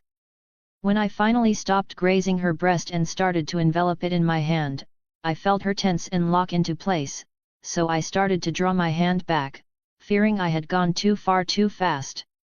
"Don't stop," she whimpered. "I am just trying to control my reactions, Thomas. Please, don't stop. It feels amazing." I placed my hand back over her breast and felt her nipple harden like a marble in my palm. I pulled my hand back and ran my middle finger around her nipple, only gently bumping my fingernail into it occasionally. The rough texture of the areola surprised me. I always thought they would be smooth as regular skin, just a slightly different color. For a woman who didn't need to breathe, she sure was panting heavily right now, I thought to myself. Gently, I caught her nipple between my thumb and index finger and started to softly pinch and lightly tug at it. Edythe's reaction was again to lock herself into place, but the moans coming from her mouth spoke volumes about her enjoyment of my actions.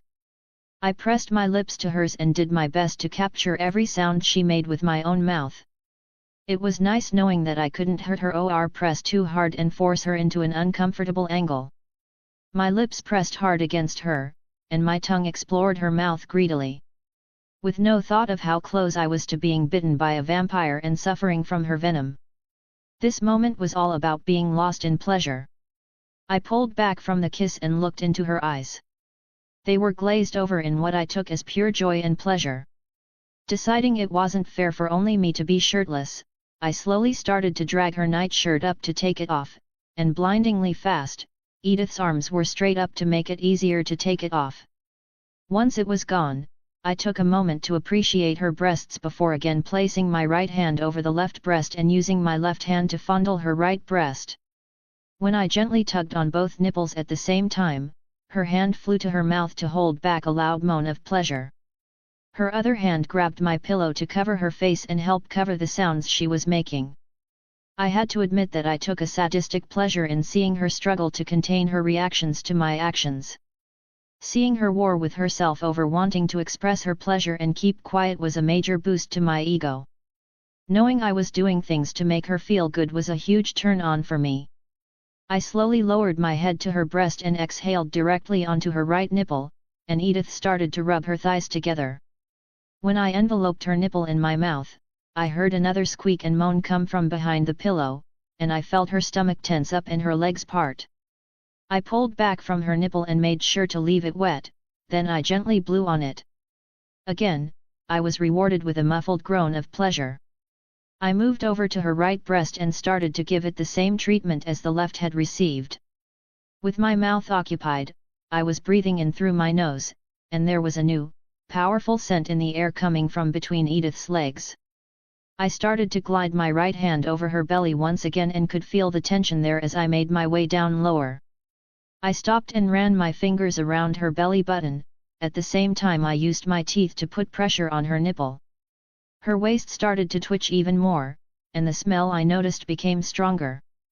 I slowly started to go closer to her core with my hand, and my fingers started to slide over her panties, where they encountered moisture. With my hands gliding over the wet cloth between her legs, I felt a small bump with the pad of my finger. It felt like a little button, and I couldn't resist putting pressure on it, just a little to see how she would react. And boy, did she react! Her body shook like I had electrocuted her, and there was a tearing sound above my head before I felt something light landing on my head. Stu, stop please. Can't control myself. I immediately stopped and pulled myself back from everything I was doing. Sorry. I took it too far. Are you okay? I was quick to ask. She collapsed on the bed, panting heavily, and I noticed that my pillow had been torn in half, my movement back had dislodged several feathers from my head, and they fell around me. Chapter 82, Lemon-Flavored Birthday PT2. I watch as Edythe lay panting, looking like she had no control over her body as it twitched. The only thing keeping me from a full-on panic was the smile on her face and look of adoration in her eyes as she tried to focus on me. I didn't know I could feel that go good. Edythe whispered. I lay down next to her and just watched as she tried to recover from the experience. I left my hand open between us so she could initiate contact with me when she was ready to do so. After a few moments, Edythe started to regain control of herself. She brought her hand to her face and wiped the remnants of her drool off her chin. Sorry about your pillow, Thomas. I smiled and jokingly said, its sacrifice was for a noble cause. I am sure it left this world happily. She laughed along with me. My sisters were so wrong. What they described to me was nothing compared to what I felt. But I guess I would have trouble putting this experience into words as well. I want more. But I know I won't be able to control myself. I will have to work on that. I had a flash of self-pity at her words. I am sure she didn't mean anything by it, but it still made me feel weak for a moment. I would just have to become stronger so she could experience all this and more. Lemon start once again, last lemon for a good bit of time, enjoy. Or skip, your call. Edythe took my hand and slowly moved herself closer to me, snuggling up to my bare chest. Her nipples were still hard as she unconsciously rubbed them on me with a light moan of pleasure. She brought my right hand to her lips and kissed it. The remaining moisture on my fingers caught her attention as she licked her lips and placed my finger in her mouth with a moan of pleasure at the taste she found. The sight and feeling of her licking my fingers clean sent a thrill through me that was easily noticed by her, now that Edythe wasn't lost in her own pleasure. She smiled at the obvious excitement her action had brought to me and took my finger from her mouth, and started to kiss my chest softly. My body relaxed, and all the tension I felt was suddenly gone. I closed my eyes in pleasure as she kissed my nipple. Wasn't it only supposed to be women who got pleasure from having their nipples played with? I have never heard of guys liking it, too. Oh God, am I weird? My eyes were closed, so I couldn't see her, but I felt Edythe move as she straddled me. One leg on either side of me, and her rear placed just above my waist. The action surprised me, and my eyes flew open to see her seated on my stomach, still bare-breasted, and smiling wickedly. With no conscious decision on my part, my hands moved to cup the beautiful breasts in front of me, squeezing and kneading them while occasionally taking a moment to pinch a nipple. Watching her writhe in pleasure at my actions, I was surprised when her hands covered mine and removed them from her breasts. No distracting me now, tiger. It's your birthday, and you should let your present make you feel good, like you have done for her. She leaned forward and kissed me, scooting back just enough that her breasts lay on my chest as our tongues explored each other's mouth. She moved her upper body and in doing so, scraped her still hard nipples over my chest. It was incredibly exciting when our nipples would collide for a split second. She must have lost herself in the pleasure as well because she moved her waist too low, and my erect penis poked the still sensitive spot on her lower body. By reflex, she brought her legs together, and I felt like my pelvis was being crushed. She quickly relaxed her tense thighs and readjusted herself. As she allowed her weight to settle on me once again, I noticed that the covered portion of her panties were now pressing directly on my crotch. Even through my own underwear and shorts as well as her panties, there was no way she didn't know exactly what she was sitting on. Edythe sat there holding perfectly still for a few moments before leaning down to place another kiss on my lips, and then she began to give me feather-soft kisses from my neck down to my chest. She finally moved her waist off my hardened member and continued to kiss along my stomach. I expected her to reach my waist and start kissing her way back up to my lips, but she did not. Instead, she stuck her tongue out and ran it along my waistband before her hands started to slowly slide my shorts down and off me. She paused for a moment and looked at how much maneuvering it would take for her to remove my shorts, and must have decided that it would be wasted time. She put a hand on either side of my shorts and, with no effort at all, tore them off me. My boxers were now all that stood between her prize and herself, and she didn't even hesitate, tearing them off me with ease as well. When she removed my boxers, that released the only thing keeping my penis from standing straight up, and she seemed surprised at it springing forward and slapping into her closed lips. She pulled her head back a little and began to inspect my penis. I wasn't sure if she had even seen one before, much less one in this condition. Her right hand reached for it, and I kept my mind blank. The last thing I wanted to think about was her strength and how easily it could all turn disastrous. "Damn it, brain," I said, "don't think about it, not to go straight there." Further thought was lost as she began to run her hand over the different parts of my penis. Her cool fingers running down the engorged veins and her lingering touch on the head of it were tentative, but more than enough to elicit a response of precum leaking from the tip. Seeing the fluid, Edythe leaned forward and hesitantly stuck her tongue out to taste the fluid. When her actions caused more precum to flow, she used her finger to spread it around the head of my penis and then brought her finger to her lips, and looking in my eyes she sucked the finger clean. My heart rate climbed, and my body began to shake a little. I tried to make myself lie still, but my body wanted to shake in response to her actions. As she slowly lowered her head towards my penis, her still hard nipples grazed my thighs, and the action drew another soft moan from Edythe. She didn't bother closing her lips to cover the moan, she just encircled the head of my penis and paused. I could feel her tongue exploring the head of my penis, lapping up and fluid she found, and finally it settled at the underside of my head as Edythe started to slowly glide her lips down my shaft. Now it was my turn to try and keep quiet. The slow, exquisite, mind-numbing sensation that was being reported to the pleasure center of my brain nearly made me forget that I had to remain quiet. Part of me was frustrated with that, but then the small remaining part of my mind that was able to think pointed out that if someone heard me, then they would come to inspect the noise, and the pleasure would end. So, I grabbed the remnants of half my pillow and used it to help stay quiet. When I was sure I could hold back the noise, I moved the pillow so I could watch Edythe as she slid her mouth up and down my penis. When my eyes met hers, she must have liked the signs of pleasure they showed her, because then she let out a long moan that increased the pleasure of her mouth wrapped around me.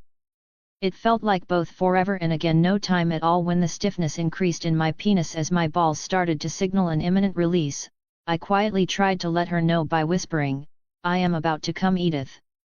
If you don't want it in your mouth, you should stop." At my words, she just started to piston her head up and down faster. I tried to hold back, but there was no stopping it now. I covered my face with the pillow again and kept my mouth clamped shut to let out as little noise as possible. She must have had a better feel for when I was about to come, because just before I did, she moved her lips all the way to the base of my penis and massaged the tip with her throat muscles, making noise in doing so. My whole body started to twitch and jump in release as Edythe took all I had and used her strength to keep my waist steady for herself. Vampire indeed, this woman just sucked the life right out of me, I thought pleasantly. She slowly raised her head, her tongue cleaning every bit of my penis before she released it. I love it when your thoughts can escape your shield and I can hear them without even trying to, my love. I reached down and collected her in my arms and dragged her up to my chest, and just held her close, perfectly content in the way my birthday night ended. Chapter 83, Failure. I woke up to my alarm going off and felt Edythe reach over me to shut it off. She was still lying on my chest where I had placed her last night after we finished exchanging gifts. I stretched as much as I could with her still on top of me and said, "Morning, love. Hope you weren't too bored being held hostage all night again." She just snuggled her head deeper into my chest. "My nights with you beat any night I have ever had before, Thomas." The sight of her nearly naked was more than enough to fully wake my body, much to my embarrassment. Still lying there with no clothes or blanket on, Edythe noticed my lower half rising for attention quickly and laughed. "Want me to take care of that?" she smiled. That would be great, but there is no return for you in that, is there? Not until I'm stronger and can survive your muscle spasms." She ran her hand along my stomach. "I just need to get used to redirecting the energy, so you won't be in danger. This will just be a day after the birthday gift." Later that morning, we snuck into the shower and back into my room, trying not to wake anyone. Edythe covered herself with one of my shirts after she put her outfit from last night back on, then she put on the flasher jacket. With the promise of being back soon, she disappeared out the window and was gone before I could react. Was I really fast enough to catch something at that speed in my tiger shape? I then looked around my room at the torn shorts, boxers, and pillow, with its feathers all over my bed and on my floor. Between shifting and Edythe herself, I guess it's a good thing clothes keep mysteriously showing up. I cleaned up as much as I could and placed it all near the door so I could take it down to the garbage, hopefully with no one the wiser. Then I got dressed and noticed even more unfamiliar clothes in my drawers and closet. I looked for something semi-formal for the wool reading, but I also didn't want to stand out more than I already did at school. Finding a nice button-up that would work perfectly, I grabbed my painting in its protective case, the feathers and torn clothing wrapped in the half pillowcase, and headed downstairs. I would be making breakfast again, as I was skipping my workout. I always tried to do that to give Bella a break. But then I realized that Bella hadn't needed to make my breakfast for quite a while. Oh well, no big deal, I am sure I owe her far more than she owes me. Once at school, Edythe walked me to art class, and we talked about meeting in the parking lot before lunch so we could go to the wool reading at the police station. Bella would ride with us as she was standing in for Renee. Apparently, there were a few family heirlooms that were going to her. Renee had tried to make the trip herself, but Phil had received a last-minute job offer to coach the AA League baseball team in Jacksonville, Florida, after taking my advice. I think Renee was secretly glad to have an excuse not to return to Forks. A small part of me wondered if she also felt guilty when facing Charlie, knowing that she was responsible for their separation and how poorly she handled the whole thing. I handed my painting over to Mrs. Ross, and she told me she would evaluate it later that day and put it on the wall this weekend, along with Alice's painting. She offered to have us select our next topic, but with everything I had going on that day, I really didn't want to think about it. Alice was subdued herself today for some reason. I didn't want to ask, half afraid it was because of me. When class was over, I walked her to her next class as normal. Before we parted, though, she gave me a hug. Maybe this weekend we can show you how the family plays sports. I wonder if you would be able to play baseball with us. I smiled at the thought. I would love to watch even if I couldn't play. See you later, Alice. I watched her enter her classroom, and then I walked to my own class. When I walked in, Bella just smiled at me as I sat in my seat. I was glad I didn't have to ask Mike to move as I used to have to do every morning. He stopped bugging Bella unless he was trying to get information about Jessica. He acted like Bella was now his ticket to getting enough girl advice to get down Jessica's pants. I idly wondered how long until she shut him down on that idea. Math class with Edythe was nice. Not because of the class, but because she was there. We passed notes back and forth, talking about Alice suggesting a baseball game this weekend. It was then that I found out that they only got to play when a thunderstorm was in the mountains to cover up the noise they created. It made me look forward to it more than just a little bit. Coming face to face with Edward wasn't something I was looking forward to, but I was again happy he couldn't read my mind. Now, if he just kept out of Edythe's mind, it would be okay, if. Still, we had not gone too far yet, so there was some solace in that. That train of thought also led me to remember that Charlie thought I would be receiving Mom's old childhood home in the reading. Edythe and I wouldn't have to worry about making too much noise if I moved into it this summer. My thoughts were interrupted by the bell. I kissed Edythe and told her I would see her soon, and we separated to go to our classes. Mr. Banner and I had come to a mutual understanding about my class time with him. I turned in my work and kept my head down, and he ignored me. It was petty for a teacher, but I didn't really care. After the bell rang, I was on my way to the parking lot, where I saw Edythe and Bella waiting for me. The drive to the police station was rather quiet, each of us lost in our own thoughts. Edythe pulled into the police parking lot, and the first thing I noticed was the grey Chrysler that Johnny drove yesterday. As I got out and pulled the seat forward for Bella so she could get out, I heard the door open, accompanied by Johnny's voice. "You can't kick me out, she was my fiancée. I am sure she left me something in her will. I will get a lawyer and contest this. You are just trying to ensure my rightful dues go to that spoiled kid of hers. I want your name and badge number, so I can sue you personally." I just shook my head at the audacity of the man. "Hey Jeff, didn't know it was your day for taking the trash out. But your efforts to keep the station clean are very appreciated." Edythe laughed, and Bella just stared at Johnny with daggers in her eyes. If looks could kill, Jeff would be putting the cuffs on her for homicide about now. Johnny looked over and saw us. "Tell him, Tommy boy. I was about to marry your mother, she definitely left me something in her will. I should be able to hear it." I felt tired, wrung out like an old washcloth. Looking at Johnny just made me sad. All my anger at him, all the effort I had put into hating him. The way I felt didn't affect him, me being sad, or me being angry with him didn't change a damn thing for him. Only me. I put in the effort to remember him and all the hurtful things he said and did. My memory wouldn't let me forget, but I could choose not to think about it, not let it affect me any longer.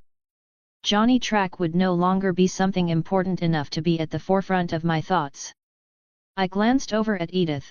I had better things to think about now. Mr. Track. On this day, of all days, you are here not to remember what a wonderful woman my mother was, but to try and gain from her loss. Wasn't it enough that you only took from her while she was alive? Did you ever contribute anything to make her life better? Yesterday, I called you pathetic for your actions against me, and I stand by that. For your actions today. Failure, seems appropriate. You are a failure of a human being, and I hope to never see you again after today. Johnny's face turned red as my words sank in. Well, except for the side that was sporting a large yellow and black bruise. Jeff just whistled at my statement. Bella smiled and gave me a hug, and lastly, Edythe laughed. 3 sharp chuckles. Then Johnny staggered forward like he wanted to rush me. I just watched him, my eyes and body language daring him to do it. Finally, his face went white. You want me out of your life? Fine. He pulled a bundle of papers from his inner jacket pocket and waved them towards me. Sign these and you will never see me again. Nancy used my money to invest, and I want the returns on it. Sign these and we are done for good, boy. Edythe walked towards him and grabbed the papers and quickly thumbed through them before tearing them in two. There were no receipts in here, much less ones showing your contribution to any of Nancy Raizel's stock market activities. As a financial lawyer, she would have ensured there were copies of any transaction like that. Unless you have more paperwork in your jacket showing specifically those receipts, I suggest you get into your car and leave here now. Go learn the consequences of your actions back in Denver. I recognized the tone she used in the last sentence. She had used it on me once. The complete conviction that you would do what she said with no hesitation. The expectation of obedience to her words. This was Edythe's compulsion, I would bet on it. As if to prove my thoughts correct, Johnny woodenly turned and walked to his car, got in, and drove away without another word. Edythe turned to me and Bella, we should get you two inside, you don't want to be late.